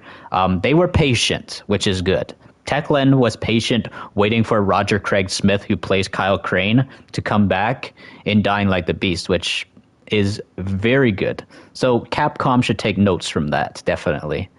And that's probably maybe another reason to why Dying Light the Beast also got so many viewers, because Roger Craig Smith is a very, very well-known voice actor in the gaming community and stuff. He's voiced acted, I think, Ezio as well, Auditore. He's also voiced Sonic the Hedgehog, and just multiple others. He has a massive resume in terms of like all the voice acting that he has done. Yeah, hey, Eternal, thanks, man. Thank you very much for showing up again and liking and sharing. What we got here? The actor who played the father is so crazy. There is an interview with him and just a normal guy, and then Ubisoft surprised him with a statue of the father, and the actor said, and now I can watch you. Yeah, I think I remember that. Yes, I remember that. Yeah. Yeah, I remember. Honestly, you had negative opinions on Dying Light 2 when it came out after watching Angry Joe's review, but you're happy to see the game get new content and not get abandoned. Yes, a lot of video games get abandoned too easily because, like, if this was a Ubisoft game, if Dying Light was a Ubisoft game, and it did it, and with the reviews of how Dying Light 2 did at release, you know what Ubisoft would have done? They would have abandoned the game just a few months after. They wouldn't be like, nope, cut in a loss. We're not. We're gonna move on to another game. That's what they probably would have been like. But Techland is a patient company. You got to give credit to Techland. They are very patient, and they waited for Roger Craig Smith to show up and stuff for Dying Like the Beast. They didn't just go off somewhere and just be like, no, Roger Craig is not answering his phone. We're gonna cast someone new. And Activision, take note as well. Take notes of this as well. Listen to what Techland have done, like with what they've done. Being patient. The actor James C. Burns, who wanted to actually go back and voice Frank Woods, actually said that he was actually willing to come back and he wanted to come back as Frank Woods, but no. Guess what? Activision didn't even give, or Treyarch, Activision and Treyarch, they didn't give James C. Burns to come back for. Yeah, it's unfortunate, man, that they couldn't do that. The James C. Burns was the best Frank Woods, honestly, I would say. Verenze, I don't know how to pronounce that. Eternal. As a Dead Rising 1 fan, the censorship is not bad, and they improved a lot of things in the remake for Dead Rising 1. Naruto? Don't know how to pronounce that either. Don't want to butcher it, Phoenix. Same with Troy Breaker and Nolan North. Yeah, Nolan North is very big as well, too. I think they're the top 3 big voice actors out there. Roger Craig Smith is so iconic. He literally voiced the freaking Batman. Yes, he did. He also voiced Batman, too. They improved a lot of things in the Dead Rising remake, like moving while shooting, improved facial animations. Survivors can hold 2 items now. Oh, yeah. And also, speaking of, they've also, what's it called? I'm trying to think of another thing as well, too. I think there's no limit of how many survivors you can actually hold up with you now, right? You can actually have as many survivors as you want, so you can almost have like an entire like party of survivors coming along with you. So you can build up your own little revolution, as you will. I'll make my own zombie-infected revolution in Dead Rising at that point. Also, the Dead Rising remake Otis has voice acting now. Yep, I heard that as well. I heard a lot of people say it could be the voice actor who voiced Lee from Telltale's The Walking Dead, which could be cool. Roger Craig Smith is also in Naruto. He played as Diadora, he is part of Akatsuki Art in Explosion. I didn't know that. But yeah, there's just a ton on Roger Craig Smith's resume. Isn't there a Father DLC in Far Cry 6? Heard there wasn't. Heard there was, but you're not sure because you didn't play much. There was and stuff. I actually didn't get any of the Far Cry 6 DLCs and stuff. I just watched some of them though. I watched it. There's a Voss DLC. There's a Pagan Min DLC, and there's a Father DLC, Joseph Seed. So yeah, there's all 3. So Voss's favorite word is insanity. So they have insanity, and then they have control, and then they have collapse. That's what Joseph's iconic line is: collapse. Voss is insanity, and then Pagan Min is control. I never played those DLCs, but one day I might have to try them out at some point. But yeah, I'm more excited to see what a Far Cry 7 will be like. Like whatever there's been rumors about a Far Cry 7 popping up year after year and stuff, but we'll just have to wait and see how it turns out. I hope it doesn't become any feeling like that samey Ubisoft feeling. I really want them to bring back the map editors because I love the map editors. Because if the map editors return, I'll be making a lot of content on the map editors, and I'll be making a lot of really fun creations with those. Zob, isn't there a father? Yep, I read that one. Well, you can't wait for Call of Duty Black Ops 6 early access campaign. Yeah, me too. When the early access for the campaign comes out, I'll be streaming through the story of that and stuff, guys. I don't know how many parts we'll do. If the story is short, maybe you'll probably have to do two streams. But let's hope it's not 4 hours, like what freaking Angry Joe says. Not 4 hours. I hope it's at least 5 or 6 hours, or more than that at most. I wish. Imagine if Call of Duty campaign was 20 hours. Imagine that, or 9 hours. That'd be amazing. And the crazy part is, Dying Light the Beast would probably be longer than a COD campaign as well, too, most likely. What else we got? Leon, you need to continue the field bloodline. You think you know what your next purchase is going to be? Would love to know, Golden Stripe. Sorry, Zom, that's not happening. Ubisoft stocks have dropped and are in a bad position after Star Wars Outlaws. Oh, you're talking about with Far Cry 7. Yeah, I guess we'll see what happens and stuff later on. Let's hope Ubisoft gets their stuff on track. But let's hope that with these failures, Ubisoft has had failure after failure this year. And a lot of people are saying it's not looking good even for Assassin's Creed Shadows either, because people are calling it woke, apparently. And you know how sensitive some of these extreme right-wing people are to wokeism, because wokeism is all left-wing, extremist crap and stuff, whatever you call it. I know it's darn political crap and stuff, whatever. But politics in this new decade is really tainting video games, especially tainting video game companies. And it's one of the reasons to why a lot of video games are unfortunately failing, especially in AAA gaming. I really, really, really hope to see Ubisoft learn from this year. I'm not going to completely hate Ubisoft and be like, yeah, they're completely trash company and stuff, because they have made some good hits in the past that I enjoyed. Ubisoft, you still have it in you to make good games, but don't follow through with this stupid, crappy woke crap or whatever, because you're just pissing off extreme, far right-wing people and stuff.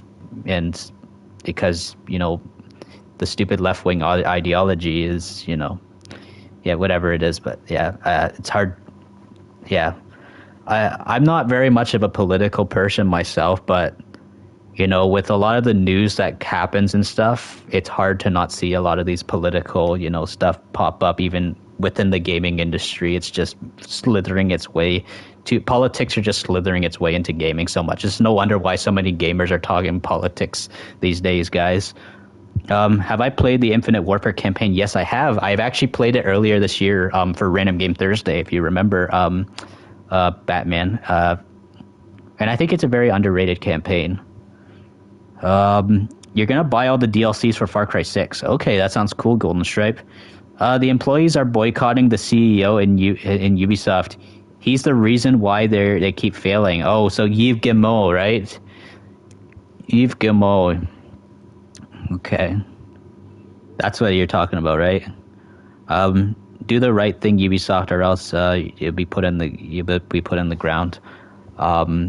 Yeah, if the thing is and stuff, if they keep losing out on on good sales or anything like that, and they keep making bad sales, they're not going to have much money to make some good stuff. So yeah, there was Skull and Bones that failed this year. What else failed this year? So far now, Star Wars Outlaws is unfortunately seeming like it's failing. The next release will be Assassin's Creed Shadows, and who knows how that will do, guys, right? You remember you asked me this question before, but you kind of want to ask me again. Do I think modern gaming is the worst? Not entirely. I'm a middle ground on modern gaming. I have a middle ground within modern gaming and classic gaming actually. There are pros and cons. There are people who hate completely modern gaming and will say that classic gaming is way better. But I think there's both pros and cons for both classic and modern. Like modern gaming is what's good about it is obviously graphics, of course, no doubt about that. Graphics are getting better. They're starting to look more like movies. Voice acting, it can somewhat be getting a little bit better also too. It's almost like exactly like movies as well. Controls are much better, less clunky, because when you play classic games, they're clunkier. And of course, frames per second. Lighting as well in video games are getting better too. So let's say if we were to blend in together what's good about modern gaming and blend in what was fantastic about classic gaming, just mash it all together into one thing, that is video game magic right there. That is amazing if we could do that. And now let's hope. Let's really hope and stuff that gaming can get back on its feet, because this year gaming has struggled. Last year gaming has struggled. Just the 2020s in general, gaming is really struggling, and it's unfortunate. I'm not like a hater on gaming though, like a lot of other people are. A lot of people are just becoming a hater on gaming nowadays because of failure after failure in terms of like how the AAA industry is doing. And that's one of the whole reasons to why people are choosing to go play indie games more, because they don't promote wokeism. Some of them don't. And some of these games, they don't put in these monetization type of, like they don't monetize their game like in a very greedy way. That's one thing as well too.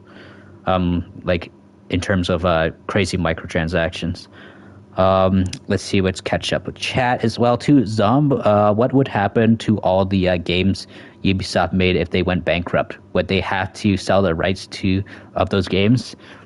Potentially they might have to. And at that point and stuff, if they did go bankrupt, I hope that they give the Watch Dogs franchise, the Far Cry franchise, and Assassin's Creed franchise, and even some of the Tom Clancy games to a good developer or a good publisher as well, and that will actually make those games fantastic. That's what I would love. I want the Watch Dogs franchise to be in the hands of someone similar to Techland that will actually keep developing the game, give more updates and all that stuff. Now, if Watch Dogs actually continued to actually have updates similar to how the Dying Light games were, you know how huge this channel probably would have been? Probably way huger than what it is now. It probably would have been at least 50,000 subs. At maybe the most, probably 100,000. That's probably, yeah. The reason to why my channel also took a long time to grow too is because of video game failures and stuff, and me trying to give chances to underrated games and stuff. That's one of the reasons to why. That's why it took a while for this channel to grow, because I don't like covering overrated, super popular games like Fortnite all the time, Call of Duty, etc., all those other games. I want to be one of those YouTubers that stand out by, playing one of these games like Dying Light, for example, very underrated. Play some Dead Rising, etc. I'm a variety gamer and stuff, guys, in terms of the genres of open world crime games, open world post-apocalyptic games, and even military shooters and stuff. But those are occasional. I kind of used to cover military shooters more when Call of Duty used to be much better, and of course when the Tom Clancy games used to be better too. Let's see. Okay, so the CEO in Ubisoft is blaming the developers and employees for their failure, but he's the real problem. They don't like him because he's like Bobby Kotick. Isn't that guy the Activision CEO, right? GTA 6 keeps getting delayed, getting old. Nope, you're not gonna be old yet. Not yet. Yeah, so apparently I heard that rumor has been squashed, apparently, the whole GTA 6 getting delayed thing, actually, guys. What else we got here? If Ubisoft went bankrupt, you'd like them to hand over the rights of Far Cry and Watch Dogs to a company like Capcom. That'd be cool.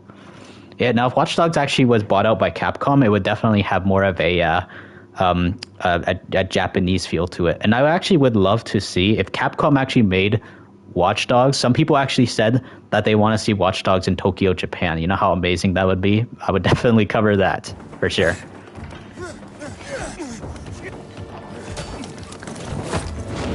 And imagine a Watch Dogs game being run on the Reach for the Moon engine, the RE engine. And it seems like we're finally starting to get like our taste of what an open world game will be like on the RE engine because of Dead Rising. Because if Dead Rising is returning, the whole entire franchise, and we're going to see like more Dead Rising games come out, we'll definitely what's it called? See the potential of what the RE engine will be capable in open world setting.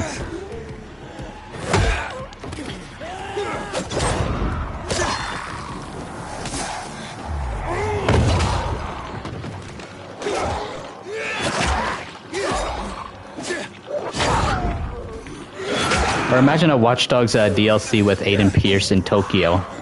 That would be so awesome. Yes, I would love that. Watch Dogs are really cool in Japan, just like Sleeping Dogs. That'd be interesting. Yeah, we'll definitely have like a lot of Yakuza vibes for sure. It probably perhaps could potentially be even better than the Yakuza games at that point because it'd be more open world at that point too than Yakuza.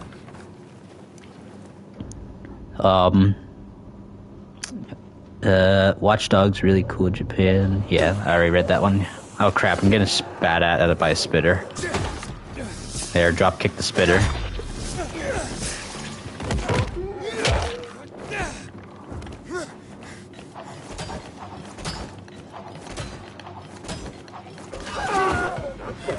Oh crap, I wish that was gonna be a good drop kick.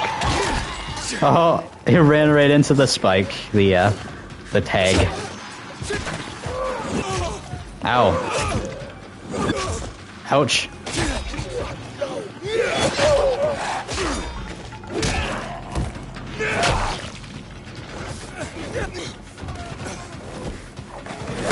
Mostly you just want Ubisoft to be set in Ubisoft to set in Mexico in Watch Dogs game. Like the cartel. Yeah, I would love to see a cartel-like storyline in a Watch Dogs game because you'd be able to hack into a lot of what the cartel is doing, which would be interesting to see. 1 second, guys. I'm getting really thirsty, so I'm gonna have to pour myself some water.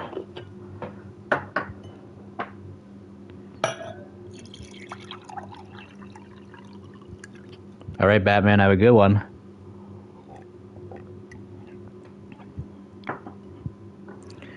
Let's see. Companies like Activision and Ubisoft needs to take a page out of Techland in Capcom's book. The thing is and stuff, too, is that Techland used to work for Ubisoft and they parted ways, so yeah, that'd be kind of funny to see.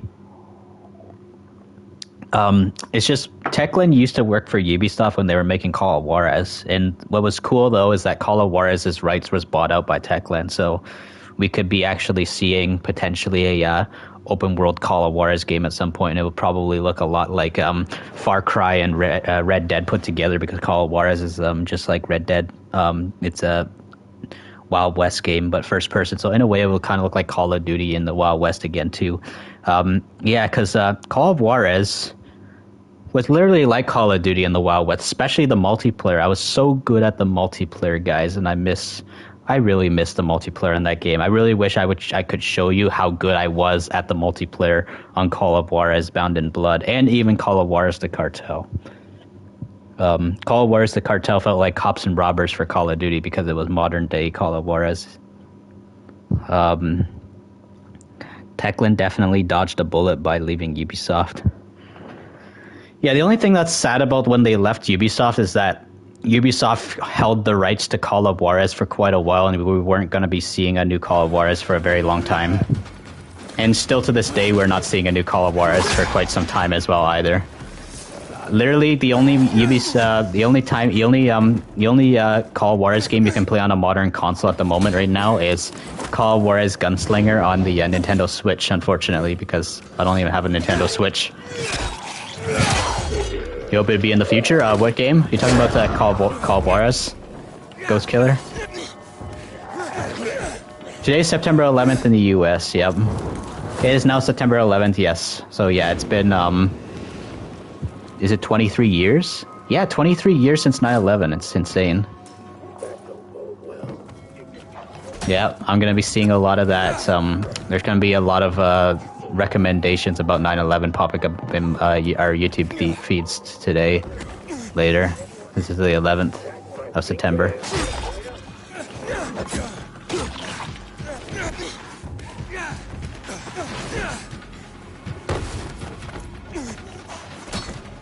You were in grade 1 when it first happened. Trying to think, how old was I when it first happened? I wasn't even in school yet, I don't think. So, okay, so I was born in 1997. I'm going to calculate this. I'm going to think. Okay, so I think when you're 4 years old, that's when you go to junior kindergarten, I think, right? So, okay, so I was about, so I was born in 1997. By the year 1998, by the end of 1998, I was 1 year old. 1 year old. 1999, I was 2. 2000, I was 3. 2001, I was 4. So, yeah, I'm trying to remember. Was I in junior kindergarten? I'm trying to remember. I think I was either in junior kindergarten or I was going to daycares at that time. I believe I was in a daycare, or I was, because what I do remember, I actually remember seeing it on TV when I was a little kid, and I didn't even know what was going on. But like a few years later and stuff, then I found out exactly what it was on the TV. So I actually learned about 9/11 at a pretty young age as well, because I learned about a lot of history at a very young age, and I'm glad I learned about history a lot at a very young age. Let's see what we also got here too. Probably go to New Vegas in real life, Las Vegas, like Fallout. Oh, you're gonna go there. So you're gonna say you're gonna go visit the Good Springs events. Is that you're trying to say, Ghost Killer? Because I do that every single year, which is cool. Zomb, do you think that there will be a Kane and Lynch 3 because the company who owns it are the same people who own the Life is Strange games? You never know, right? Where was the rights sold? The rights was sold, right? That's one thing that does give potential for a video game franchise to return, because when the rights of Call of Juarez was sold to Techland entirely and stuff, since Techland used to develop the game, but now they are publishers of it, they definitely might have the potential to make another one. So if the Life is Strange creators now own Kane and Lynch, you never know, right? But the thing is, though, one thing to take into account and stuff, since modern gaming does have censorship so much these days now, we probably might not see Kane and Lynch go back to the ways it used to be. Now let's see if the Life is Strange developers can actually, if they are not afraid to offend woke people, then I guess we'll see, right? Yeah, it's a we'll see situation, right? But there's potential Golden Stripe, right? If they could bring it back, but like I said, probably won't be on the levels of how dark it was back in the day. But that would be cool though if they brought it back, because I never played Kane and Lynch. I only played a demo of the game. That's pretty much it, guys. I only played. You guys had class and your dad told you he was drinking coffee at home and you saw the fire. Then the second plane hit the tower. Wait, were you in New York? Were you in New York when this happened, or were you living somewhere else? You don't have a cosplay yet in Fallout. Oh, yeah, it's gonna be really hot in Las Vegas. Don't know if it's gonna be really hot. Maybe 109 degrees Fahrenheit. We need Kane and Lynch again. Yeah, because I never really played that franchise, and I know that the heists in Kane and Lynch are better than GTA heists. It's the heists are kind of a little bit more like equivalent to what the Division's Dark Zone is like. You can betray people and steal their loot. Like, you know how you can steal people's loot in the Dark Zone? You can betray your other like mates and stuff in the heist and stuff, and steal their money instead. So yeah, I saw that, and that was kind of cool watching professional play that once. You grew up in Texas all the way to adulthood and still living there. Ah, okay. Yeah.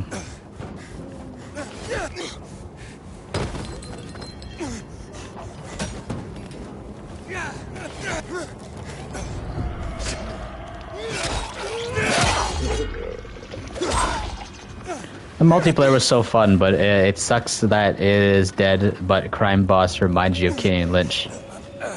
I still need to play Crime Boss on a Random Game Thursday stream.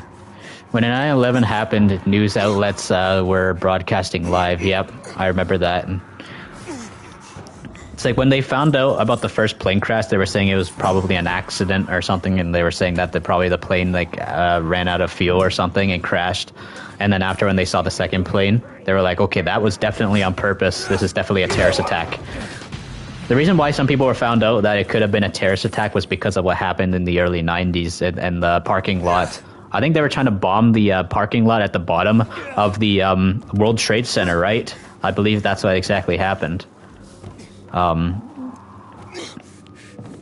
the early 90s. I actually wonder if Black Ops 6 will actually cover any of the stuff happening like at the World Trade Center. I kept hearing rumors and stuff about how Black Ops 6 might have 9/11 in it, but I think those rumors are kind of squashed. But potentially we might hear something maybe about how the maybe something might be mentioned or something where there's a failed bombing or something at the bottom of the World Trade Center in the parking lot.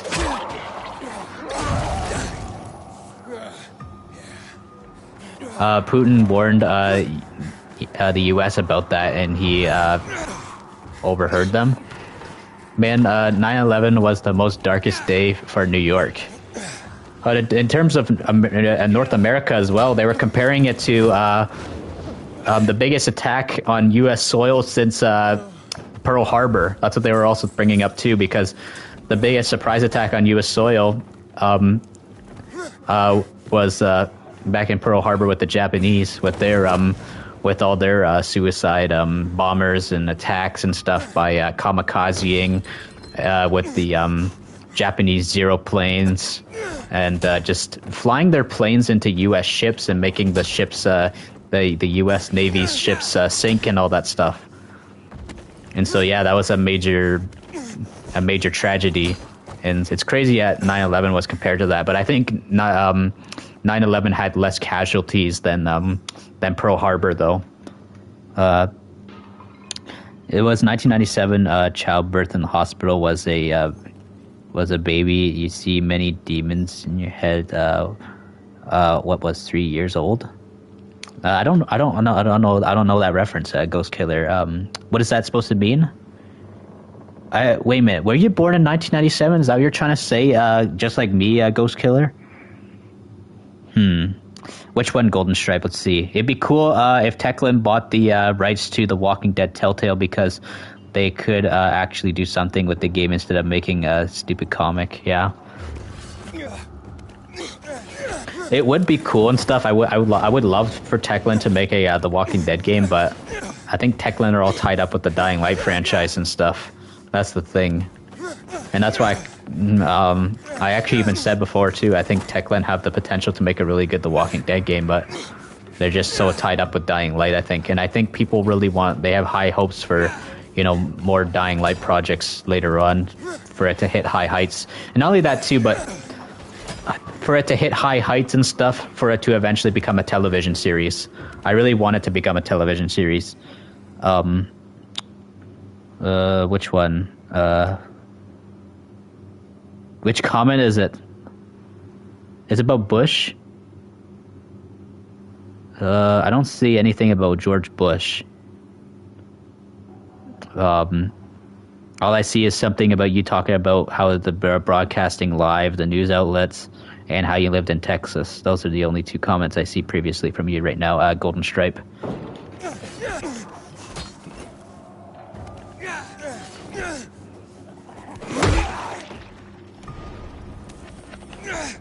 President Bush was reading to children when he was notified on what happened. They passed an order to shoot down planes Shoot down planes, yeah. Oh yeah, I think I know why it's only showing up here and stuff. It's because it's YouTube is trying to censor what you're talking about and stuff, unfortunately, because I heard that if you bring up 9/11 sometimes on YouTube, sometimes it tends to get censored sometimes. So that's why I think it's not showing up on this end and stuff. But I saw it pop up at the side and stuff.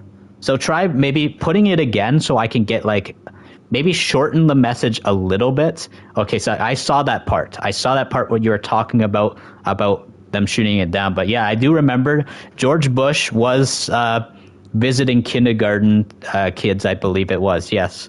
And the Secret Service, I think, whispered into his ear about what was going on. The country's getting attacked by the Taliban. Yep, I appreciate the support, Eternal.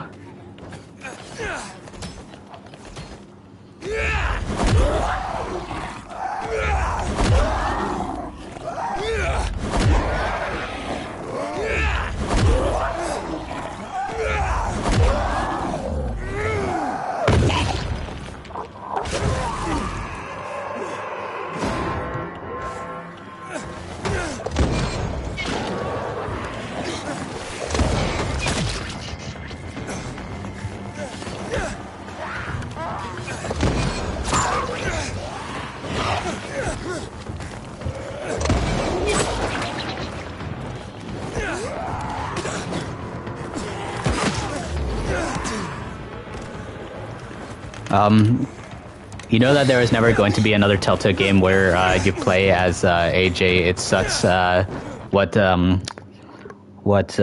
developers did to the game, man. Yeah. A Bush orders shoot down traffic control, the U.S. Air Force. Yeah.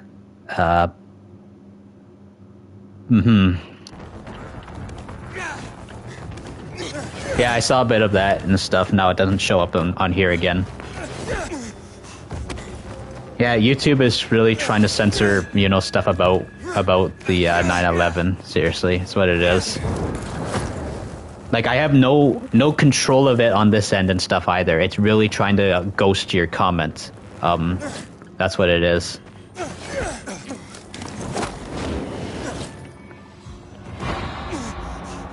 Did Canada get drafted into World War II?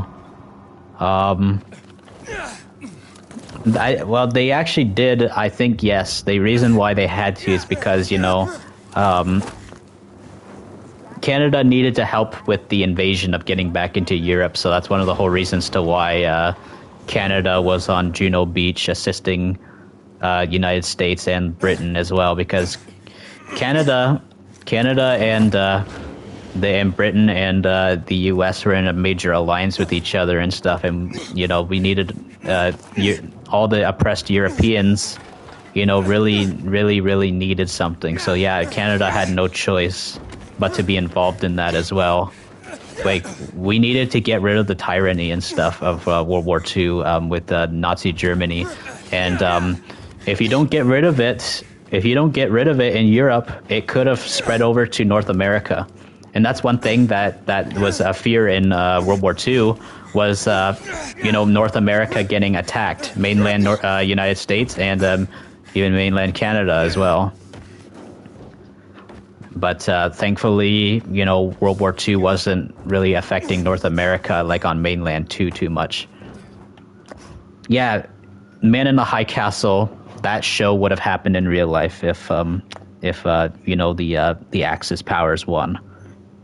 It's crazy to think already that Dead Rising remake or remastered is right around the corner. Yes, Sam 2, I'm excited. I'm so excited, actually. And I think, Sam 2, you're going to enjoy my playthrough when I do that, when I play the game, because I'm going to be cosplaying as Frank West when the game is fully released. I'll be wearing Frank West's leather jacket, and I will also be wearing the white shirt under. And I'm also going to, even though I don't have a camera, though, I don't have a camera, so I don't think that's going to work with the camera thing. But yeah, I'm going to try my best to dress up like Frank West when I do the playthrough of the game. It's hard to believe that it's September already, yes, because this year has flown. Usually when I start seeing Halloween decorations and stuff and Halloween candy getting sold at stores and stuff, I'm like, yep, we're already here now, guys. The final push of the year.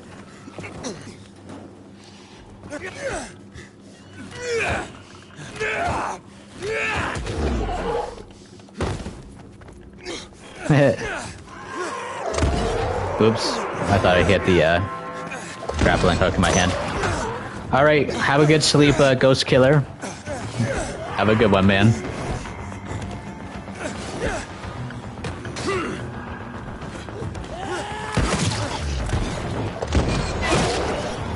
Zomba, what's your favorite holiday? Yours is Christmas, obviously. My favorite, I would say, is Halloween. I like Halloween the most. Like, the most good thing I'd say about Christmas is probably the sales and stuff, like, the, things that go on sale. Like, when you're a kid and stuff, you like Christmas a lot more, that's definitely one thing. But yeah, the one thing I don't like about Christmas and stuff is that, like, when you just know that you're almost at the end of a year and stuff, sometimes Christmas can make me feel old, honestly. But I know I'm not old. I know I'm young and stuff. But just when you see a lot of these other people and stuff who are getting old, and you start seeing, Christmas just has like a. I wouldn't say I hate Christmas or anything like that. It's hard to explain what I'm trying to mean and stuff. Christmas has a very, like, bittersweet, feeling to it and stuff at times. Like, it just feels weird in a way, if you know what I mean. What I mean isn't bittersweet, is when it feels like Christmas was like a few months ago, and then you're already at Christmas again because the whole year actually, like, flew by and stuff. It just has a very bittersweet feeling, and it doesn't feel like your childhood anymore. Christmas doesn't feel like what your childhood was like. That's what I mean by, about Christmas. But I like Halloween a lot more because I just like the dark themes of Halloween. And I also like fall better than winter as well. Fall is one of my favorite seasons of the year, aka autumn.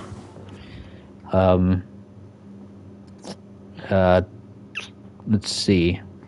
You do like Halloween a lot too, and you're not old.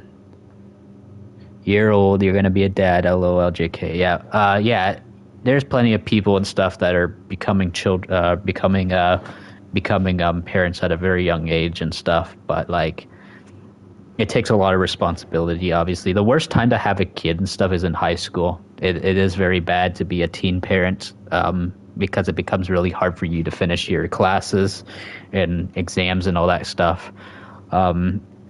There's like shows and stuff I watched that covered stuff actually like that, like teen drama shows that covered stuff like that. And it was actually very realistic. There's a Canadian show I watched and stuff that actually covered stuff like that. It was called Degrassi and stuff. It's a Canadian teenage drama high school show. So yeah, that's why I think that's one thing that's very educational to teach. Teenagers don't become a teen parent and stuff. But with you, Golden Stripe, you're out of high school, so it's not that bad, man. It's not like you're having kids in high school, Golden Stripe. So yeah, so you don't have to feel ashamed of yourself. Like, late teens, early 20s is not too bad. But yeah, at least you're not in high school. That's all you gotta say. Bro's a fall guy. Do you like fall, Eternal? I don't know if you do like fall or not. I can't really tell by the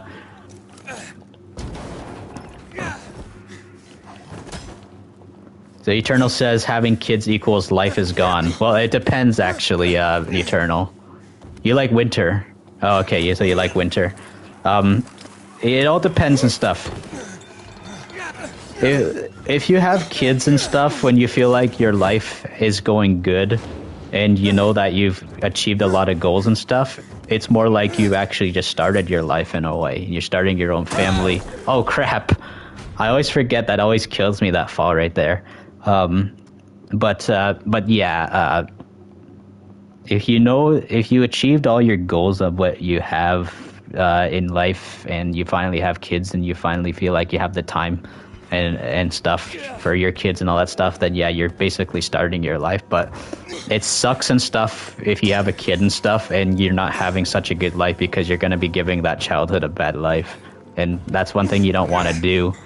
Or else, you know, your kid might grow up to not like you when you get older. That's one thing to always take into account. Make sure that you're having kids at a time in life where you know that you've achieved your goals. You're going to give your kid a good childhood and all that kind of stuff. So yeah, that's one good thing to take into account. You have 9 siblings. Believe you. You know, you've seen it. You see that happen with your parents. Oh, so your parents actually ended up having like just so many kids. Oh yeah, I seen your little brother on stream, Eternal, as well. Your brother's really good at COD. That's definitely, I gotta say. How old is your little brother, if you don't mind me asking? Anyways, he definitely looks like he's between the ages of 8 and 10 or 11, somewhere around there. That's my guess.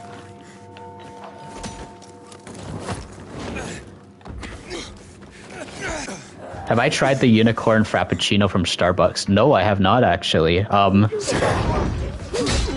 I have tried is I have tried these new pumpkin spice. Well, actually, I did try these new pumpkin spice drinks at Starbucks, and I also did try these new drinks also too from Tim Hortons called these Nutella iced cappuccinos and Nutella donuts. They also have Nutella cookies as well too, and it's actually all pretty good. With all that said, when you have a kid, you dedicate your life for them and protect them, not be a bad guy, bro. Yeah, that's good, Eternal. Yeah. He's 10, haha. He can play COD pretty good. Yeah, he definitely looked like he was between the ages of 8, 9, and 10. So yeah, I was right actually. I didn't want to like just pinpoint one age and stuff. That's why I said, you know, between 8, 9, 10, or 11 and stuff. So yeah, so basically your little brother's like around kind of like the age of my what my niece and nephew are. My niece is going to be 12 this year. She's 11. Yeah, it's hard to believe and stuff that she's getting that old. And also my nephew's going to be 11 next year. It's crazy. My niece was actually born the exact same year that Call of Duty Black Ops 2 came out. She was actually born like about a few weeks after Black Ops 2. So it's just goes to show you that Black Ops 2 is getting close to a teenage age in a way in just a couple years. What else we got here in chat? You have already done everything in your life, and you're gonna give your daughter a better life than you ever had, and you'll die for her if it comes to it. Your parents didn't care about you. You're gonna be a good dad.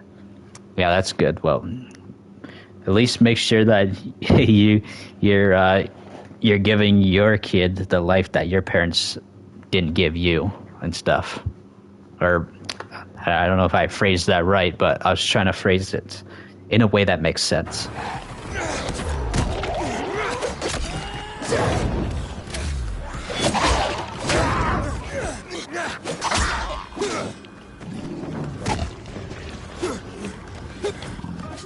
Oh, what? This is a weird glitch. I hate that glitch sometimes.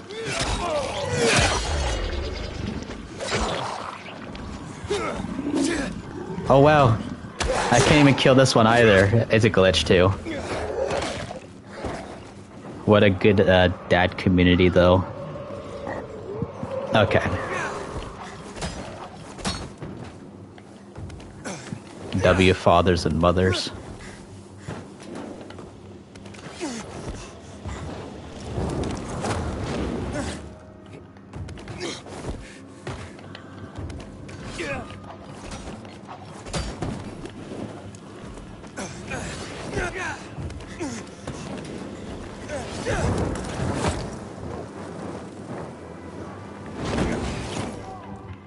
Nerd moms and dads. W to some mothers and fathers. Not yours, yeah.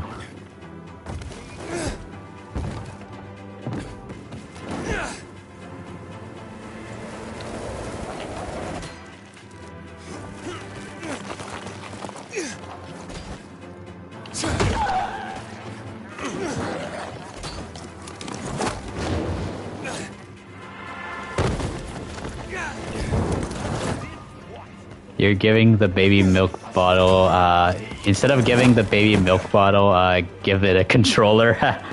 That's actually funny. That's literally me at 2 years old. 2 years old me and stuff, picking up a controller and gaming. Zom, you think you told me about your parents? Yes, you have, actually. You've told me on Twitter as well.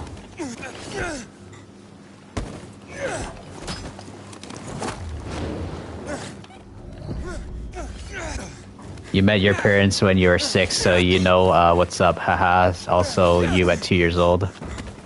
Oh, so how long have you been gaming for, too, Eternal?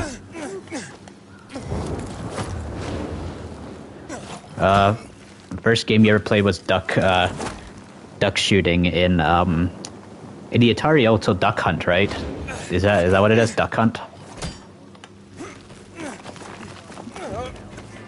The first game console I ever played was PS1. That's what I started with.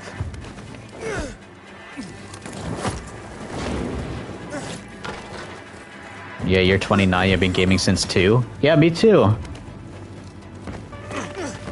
Eternal, if you go check out my, if you go check out the history of my life on the Wikitubia and stuff, it does say that I've been gaming since the age of 2 as well. It actually says it says a pretty big, huge life story because I brought up a lot of my past in my my streams and stuff and the history of my YouTube channel. So a fan was able to like write a lot about my history of my life in that wiki, which is cool.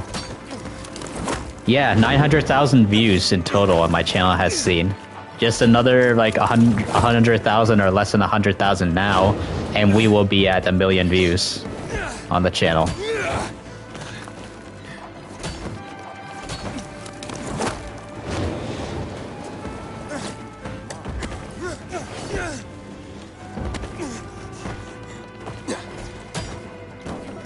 But yeah, I just imagine if the 900,000 was actually subscribers instead.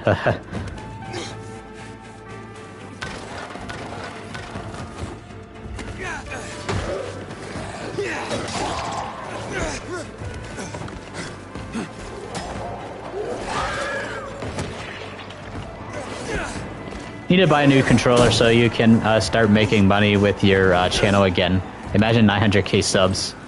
Yes, that'd be cool. That'd be really cool. Like I would love to have that. The only con that I would be having with 900k subs is probably having like over 100 or more people chatting in chat and spamming so much. And I would definitely, at that point, I would not be streaming with the software I'm on right now. I'd be streaming on a better software. So I can like read chat much better because it will be definitely really hard to read over 100 people's comments with the software I'm using. So with the amount of like subscribers I have right now, I'm happy with the way chat can be and stuff. Like even trying to read this sometimes, it's hard to get everybody's question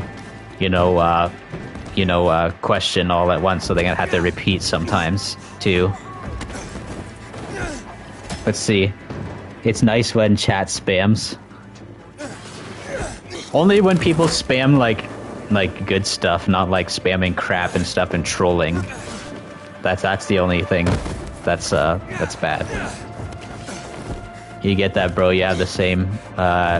You're the same when you play focused.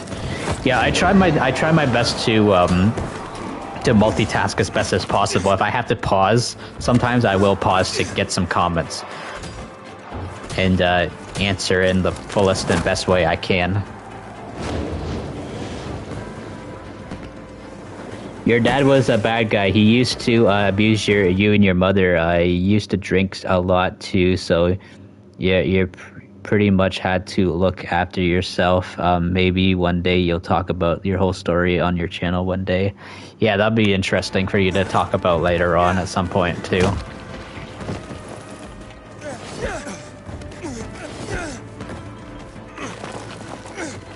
But yeah, we're getting close to 900k subs and stuff, and I am going to be doing a channel update. I mean, not 900k subs. Well, what am I thinking of? I'm so used to talking about that views. We're almost at 8,000. We're almost at 8,000 subs, and once the 8,000 subs comes up, I'll be doing a channel update video, and I will be shouting out some of my channel members. I'll also shout out a ton of my my top viewers as well, and the people who supported the channel very well. I'm 812k subs away from 900k. Yeah, yeah. 888. Oh, when I hear of that 888, it makes me think of this gambling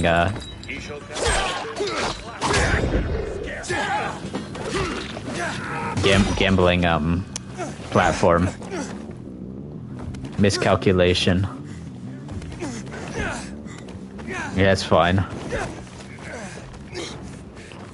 But yeah, with that, I will be, of course, you know, shouting out any of the channel members.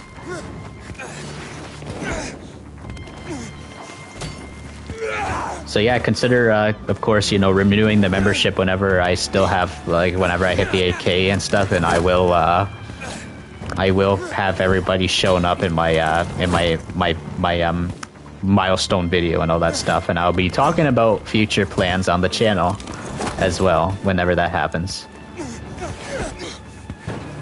Godspeed to 8K, guys.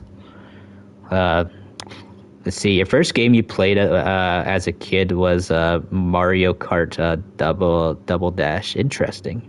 Hey Zom, what's your thoughts of Unit 731, the most messed up thing during World War II?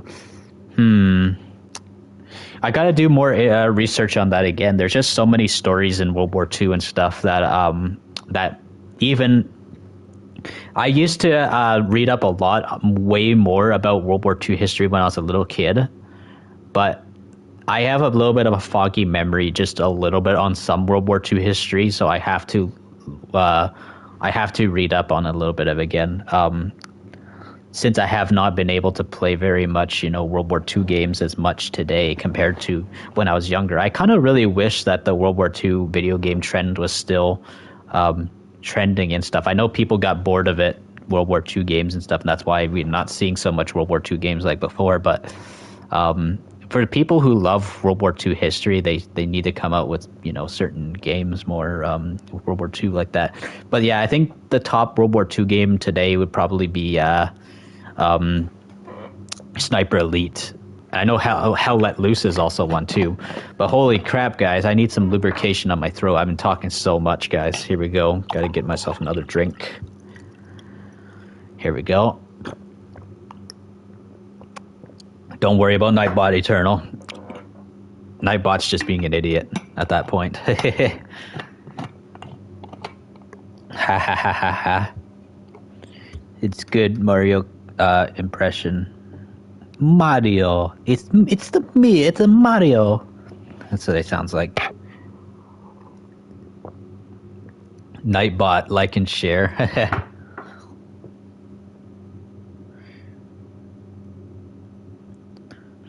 Yeah, I need to actually program Nightbot to start saying different things, actually. I'm tired of Nightbot actually saying the same thing over and over again. I kind of want Nightbot to actually start saying, like, things I want it to say and not, like, tell people to stop spamming emojis.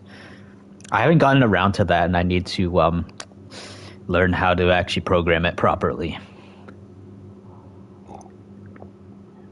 You always have to review your chats, dude, before people say weird stuff. Yeah, that's exactly what mine does as well, too. So if anything, like, controversial gets brought up and stuff, sometimes it will censor it and stuff. Like, there's things and stuff that I don't want it to censor, but it will censor it anyways. The PS5 Pro is 1,100 in Australia. Man, that's outrageous, guys. You love the emojis in the Zombfected emoji. Yeah, thanks, man. Yeah, Eternal. I actually don't know if since you like the emojis. I don't know if your membership is on a renewal every month and stuff. But if you really love the emojis, and if you really love the members only streams that I'm going to be doing, monthly as well, because I'm going to be very active with my memberships a lot, guys. People get early access to my work that I'm going to be showing early before I release them publicly. And of course, you guys will be seeing, of course, the members only streams I'll be doing, the vlog members only streams. So I make it unique and different compared to what my regular public streams are. And so, yeah, I very much will appreciate anybody coming by to hang out on those. And my channel memberships will always stay the same price. As always, only $1.99 a month, and depending on how your currency calculates it, it probably is still very cheap anyways. One small change, AI bloody... What's that mean?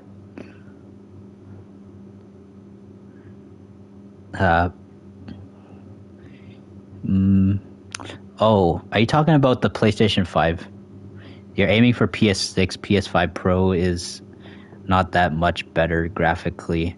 You're going to buy PS5 Pro for work and capture purposes. Okay. I keep telling everyone.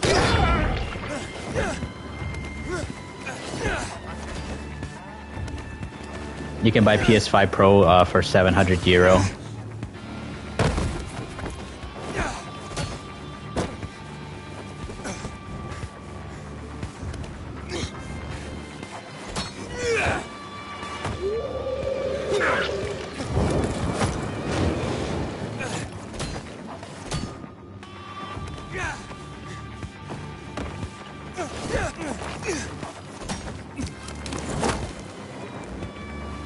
Yeah, Eternal's a YouTuber that actually shares a lot of people's streams, the Golden Stripe. So whenever you start, like, at some point in the future or near future, whenever you want to start streaming or making videos, I think Eternal will probably start sharing out your content as well.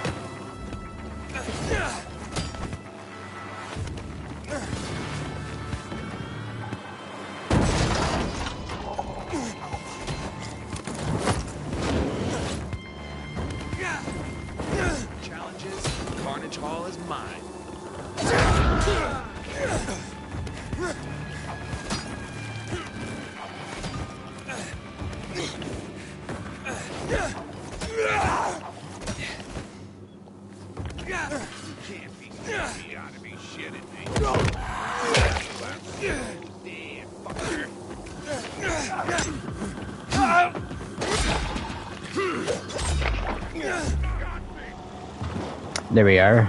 That was a nice jump leap over him.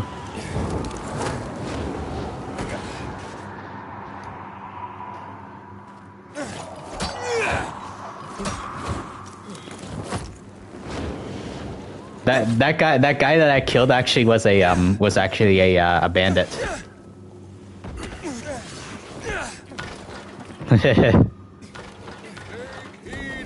But this guy is innocent. This guy is This guy right here is he's the news guy. There have been several reports in the last few days of renegades sighted north of the lower dam air, in places normally controlled by peacekeepers. Scouts also report unusual activity around the dam area, and PK Command wants the citizens to know they have the situation under control. Be extremely cautious if you are to travel south of the Central Loop. Remember, these are the followers of the infamous Colonel Williams, the Butcher, who ordered the murder of millions of our citizens on Black Monday. It's cool how I have Rick emoji because you have Rick profile picture. Yep. I like Rick a lot, that's why. To send across the city? Do you need food, medicine, or other resources transported to a relative who lives miles away? You kill everyone in games, even Build is at even your kids, service. Fast, kids, women, reliable, and people, and discreet. animals. Trust Yeah, because they're no just one else pixels with and stuff. your They may look valuable realistic and all that guns stuff. and It's not, but it's not like you're information. killing actual Only like the carrier people. skills I'm sure in GTA delivers. 6 I'm gonna kill anybody I want as well too Carrier when that comes skills out. at Even if your the service game is since super brutal. 2023. That is all for today. Citizens, long may you thrive and survive. Good night And good luck. and good luck.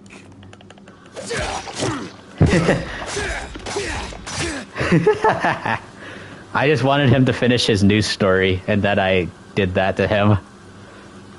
That was his last words, was good night and good luck. Yeah, you call them animals to protect the real animal status, or status.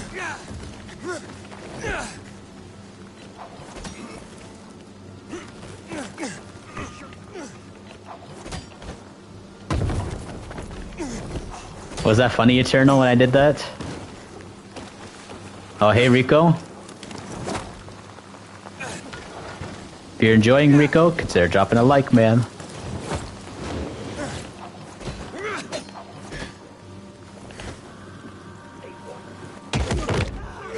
And it's midday in Dying Light, not even night. He deserved that.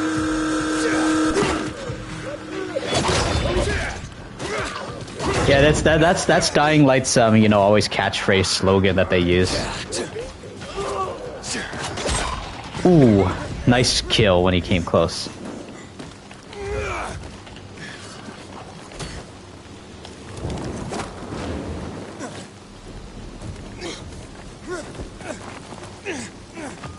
It was funny and dumb of him.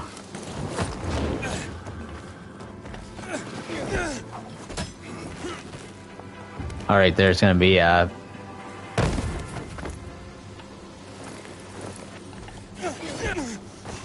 guess the renegades are here. Usually renegades would always be here, gathered together, but that's different that they're not.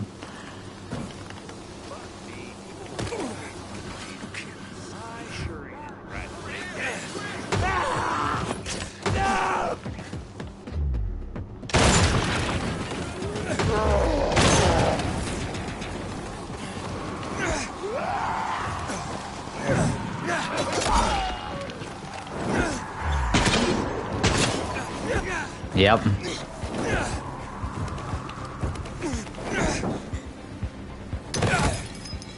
Ouch. My favorite soundtrack is playing again. Good news, guys. Konami confirmed that Metal Gear Solid Collection Volume 2 is in the works. Yes, that's cool. It was funny, the guy just finished his sentence and some just slices him up in half. I was actually going to slice him up just before he was finished, but I wanted to actually hear what he was saying. He was talking about a lot of the stuff in the lore that was going on in pretty much the story of Dying Light 2. He was talking about the Renegades, he was also talking about the PK and all that kind of stuff. Basically talking about events that were going around in Villador. Pretty much. That's your news source in the post-apocalypse, pretty much. Take heed and bear witness, since this is the news of the last city standing. That's actually what he says. The reason why they say the last city standing is because in Dying Light, it's rumored and stuff that in Dying Light 2's timeline, that Villador is the last bastion of humanity, meaning as in this city might be the only city with the most humans on Earth. That's actually why they call it the last bastion of humanity, this city, Villador. But I'm sure there's more than just that. I think it's just believed that Villador is the last bastion of humanity because we saw those GRE soldiers in Dying Light, the beasts and stuff, and they definitely look like they probably are protecting some even bigger city and probably more that has more civilization than even Villador.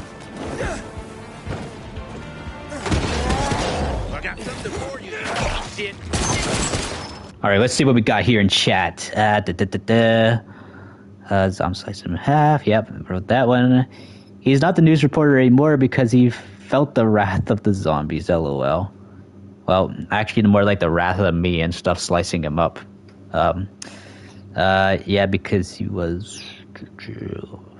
You hope Metal Gear Solid 4 will be more fun to play on the PS5. Yeah, me too. I really hope that it runs at 60 FPS and it has a bit of visual enhancements as well too. Because I didn't play Metal Gear Solid 4 all that much, and I actually will play that game. Oh, autocorrect. Ah, yeah, okay. Zomfected. Felt the wrath of Zomfected. Okay, now I see it at the bottom now. Yes, I know what you mean now. Okay. Yeah, the walls. You're talking about the walls that the walls never fell for Villador, and it's what kept out threats from the outside.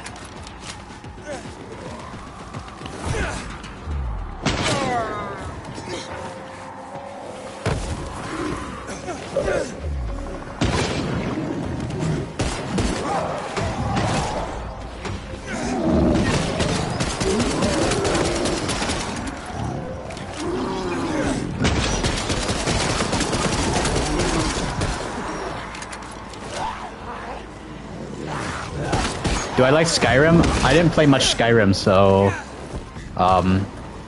it's hard for me to really have an opinion on Skyrim, but I'm more of a fan of Fallout than Skyrim. That's pretty much how I'd say.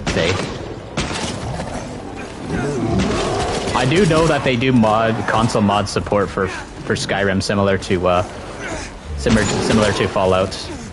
Skyrim does have that console mod support.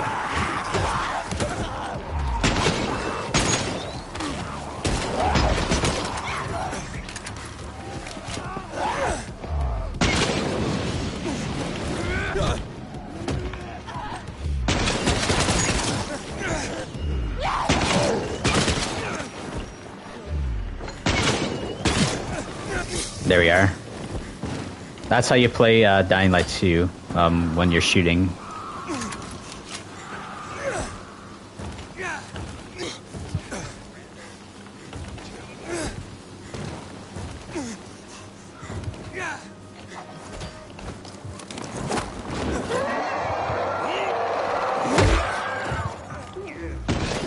Oops.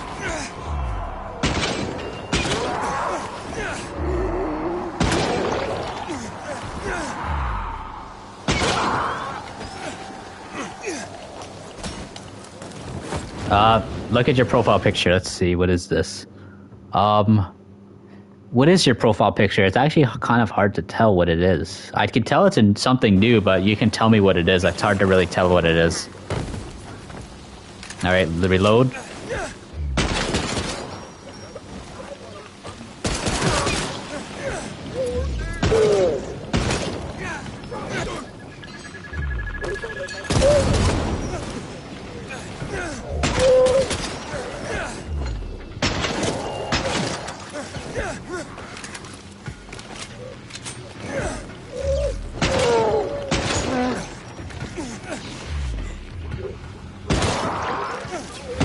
It's the meme when Shane is running in The Walking Dead. Oh, I can see now, actually, I can tell. Oh, the meme of Shane running. Ow, ow, ow, ow. Oh, ow, ow, ow. Oh my god, I'm so almost dead. I'm so almost dead.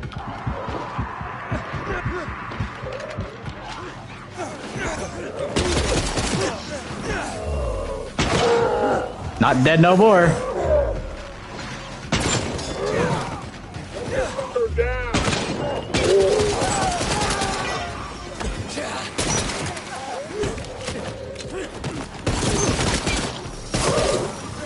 Going straight up John Wick on these guys. That's what I have to do. Watch this. Oh, never mind. Yeah, it's like to Rick. What the heck are you doing, man? Yeah, that part. Yeah.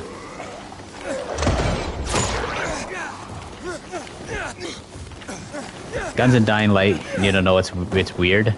Yeah, I know there's people and stuff that do like Dying Light to be more melee focused, and there are people who want guns that liked guns in Dying Light.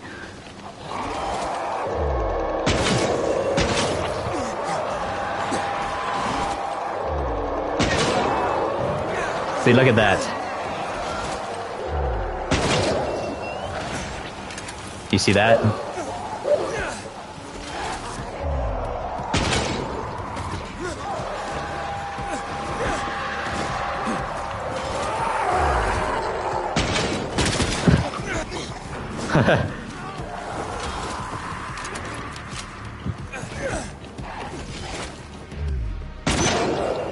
It is kind of cool doing that. What we got here? Looking for a little girl that's gone, Rick. It ain't like it was before. Yeah, I remember that. Oh, I wasn't trying to do that.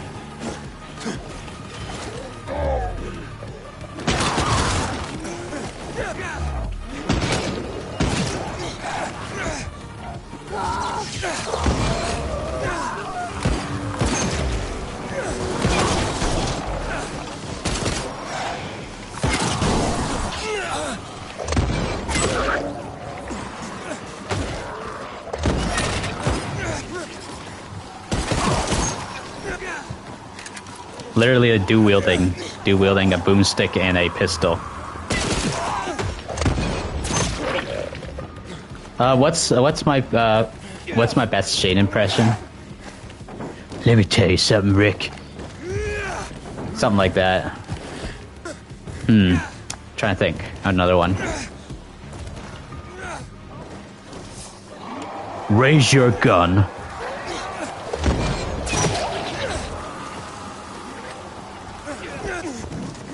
I'm a better father than you, Rick. I'm better for Lori than you, man.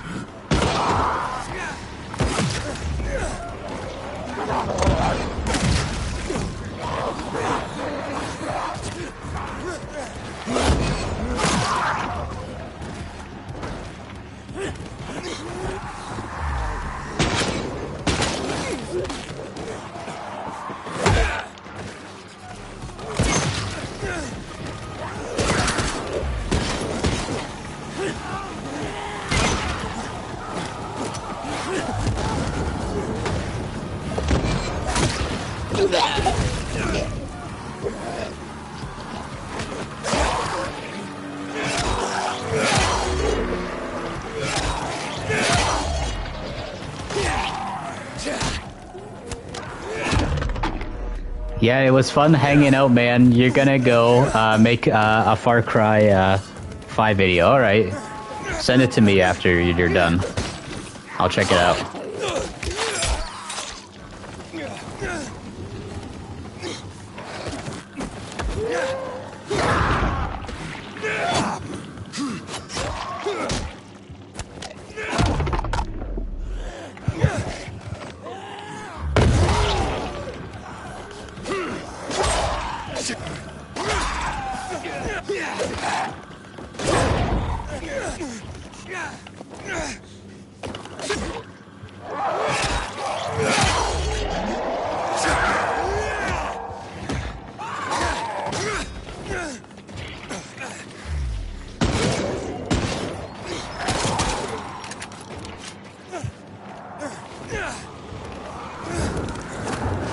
Alright, later.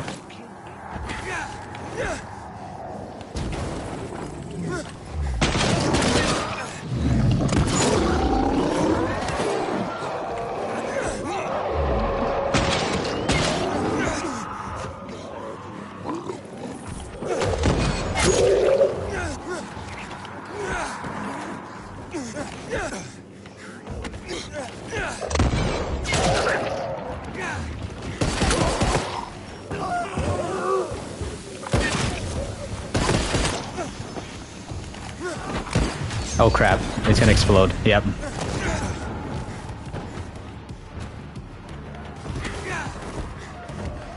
Oh crap, come on, climb. There we go. Alright, here we go. We're gonna go full on John Wick Max Payne on these guys. Watch this, guys.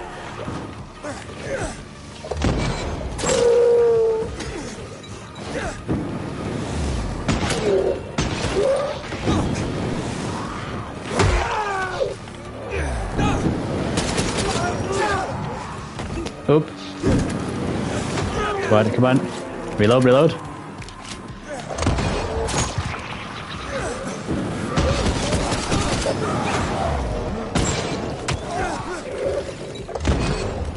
Whoops.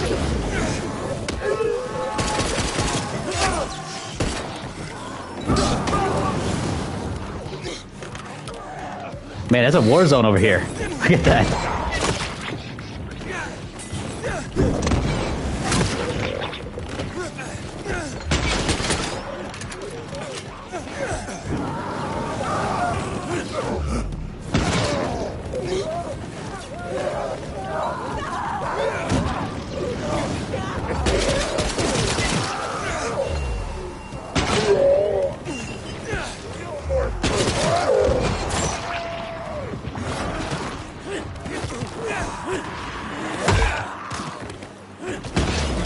Oh.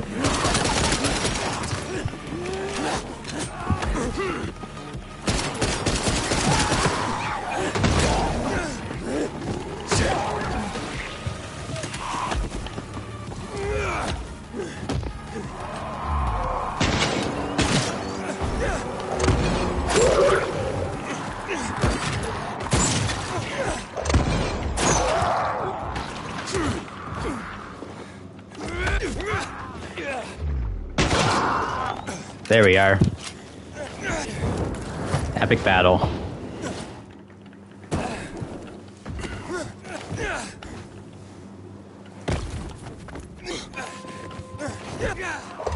Oh, nope.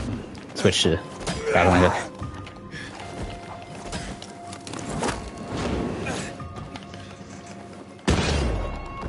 Oh, I was trying to do a swing.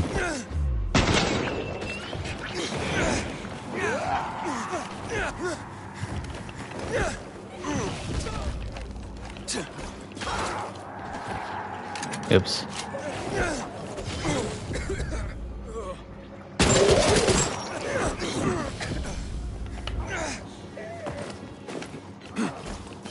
I did see the PS5 Pro, yes. A lot of people are hyped and they are super disappointed after. It's digital, unfortunately, and it's so expensive. Ah, oh, damn it. You screwed it up. Frickin'. That's it. You wanna go this time?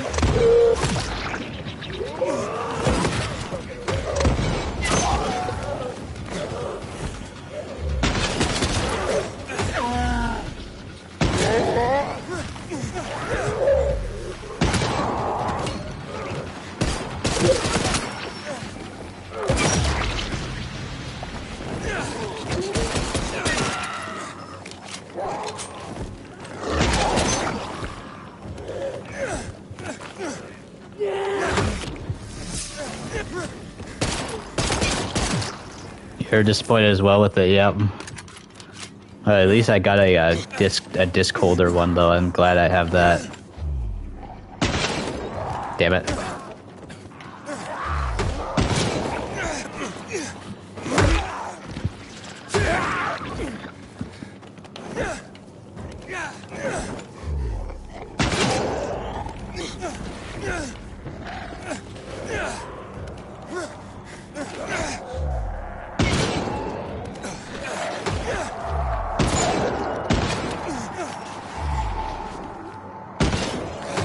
Damn it.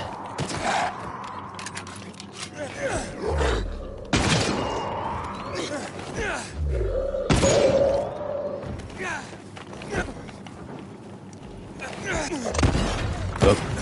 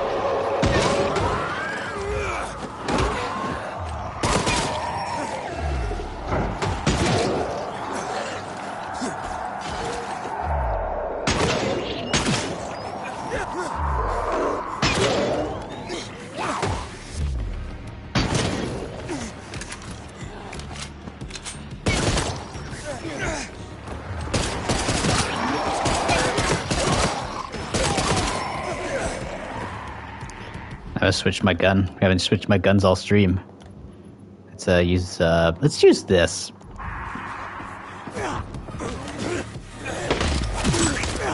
I want an MP5 in this game, seriously. Give us an MP5, Techland, please. I think Dead Island had an MP5. Talking about Dead Island 1.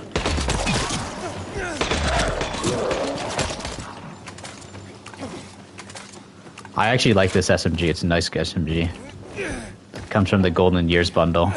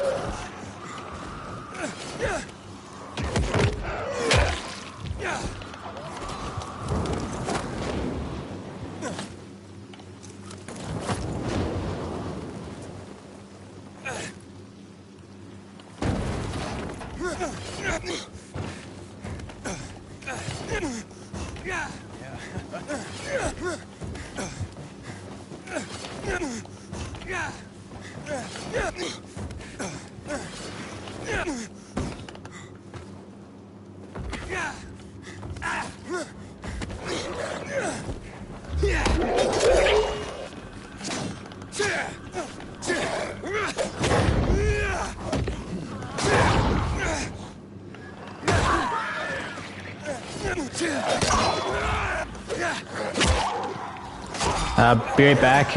Gotta bring your brother. Bring your brother to school. Yeah. Eternal. Just before you go and stuff. If I'm done streaming by the time you're back and stuff. See you later. Anyways, Eternal. Anyways. So yeah, I might probably be done soon. I'm going to be finishing up this stream soon. Anyways. Because it is like 2:15 a.m. So I'm gonna finish up soon. It's usually the time I usually start finishing up. Anyways.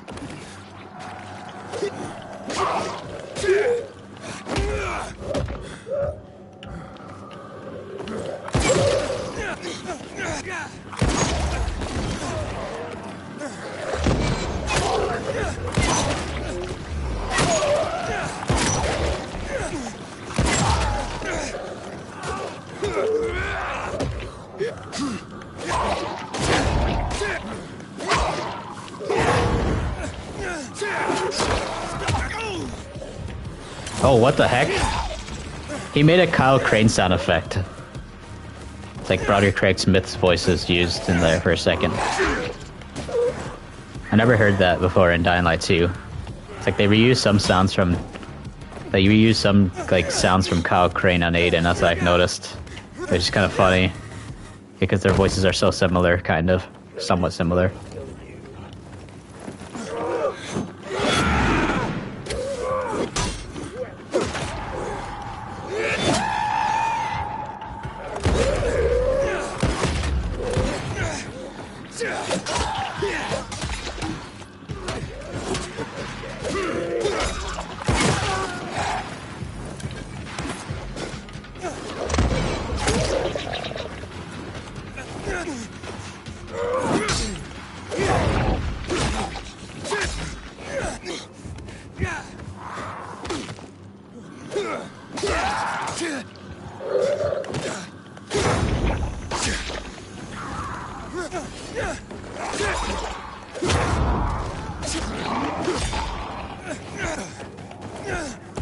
Alright, I think I should start heading up to a building now, guys. A tall building. So, yeah, get ready to finish up. So, if anybody wants to talk to me and ask me anything before I go, feel free to ask in the next like few minutes, because I'm going to be ending.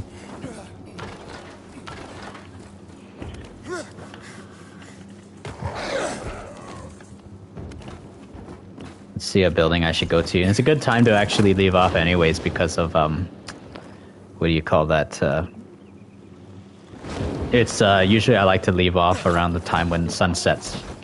Yeah, because, like, look at the beautiful sunsets. I like to get a nice, good look view at the sunsets in Dying Light 2 whenever I end the streams.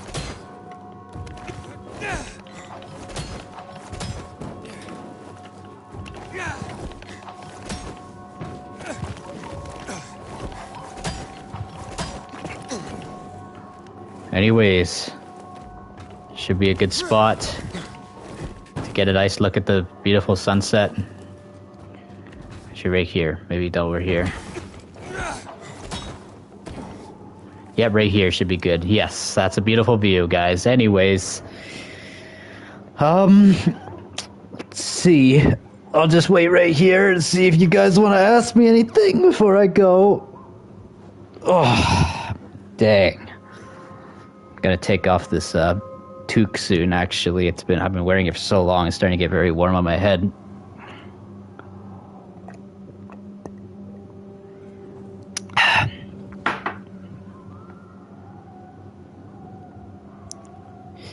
Yeah, well, anyways, guys, if you guys really enjoyed, consider dropping a like on the stream, and also, if you're a Dying Light fan, consider subscribing to the channel.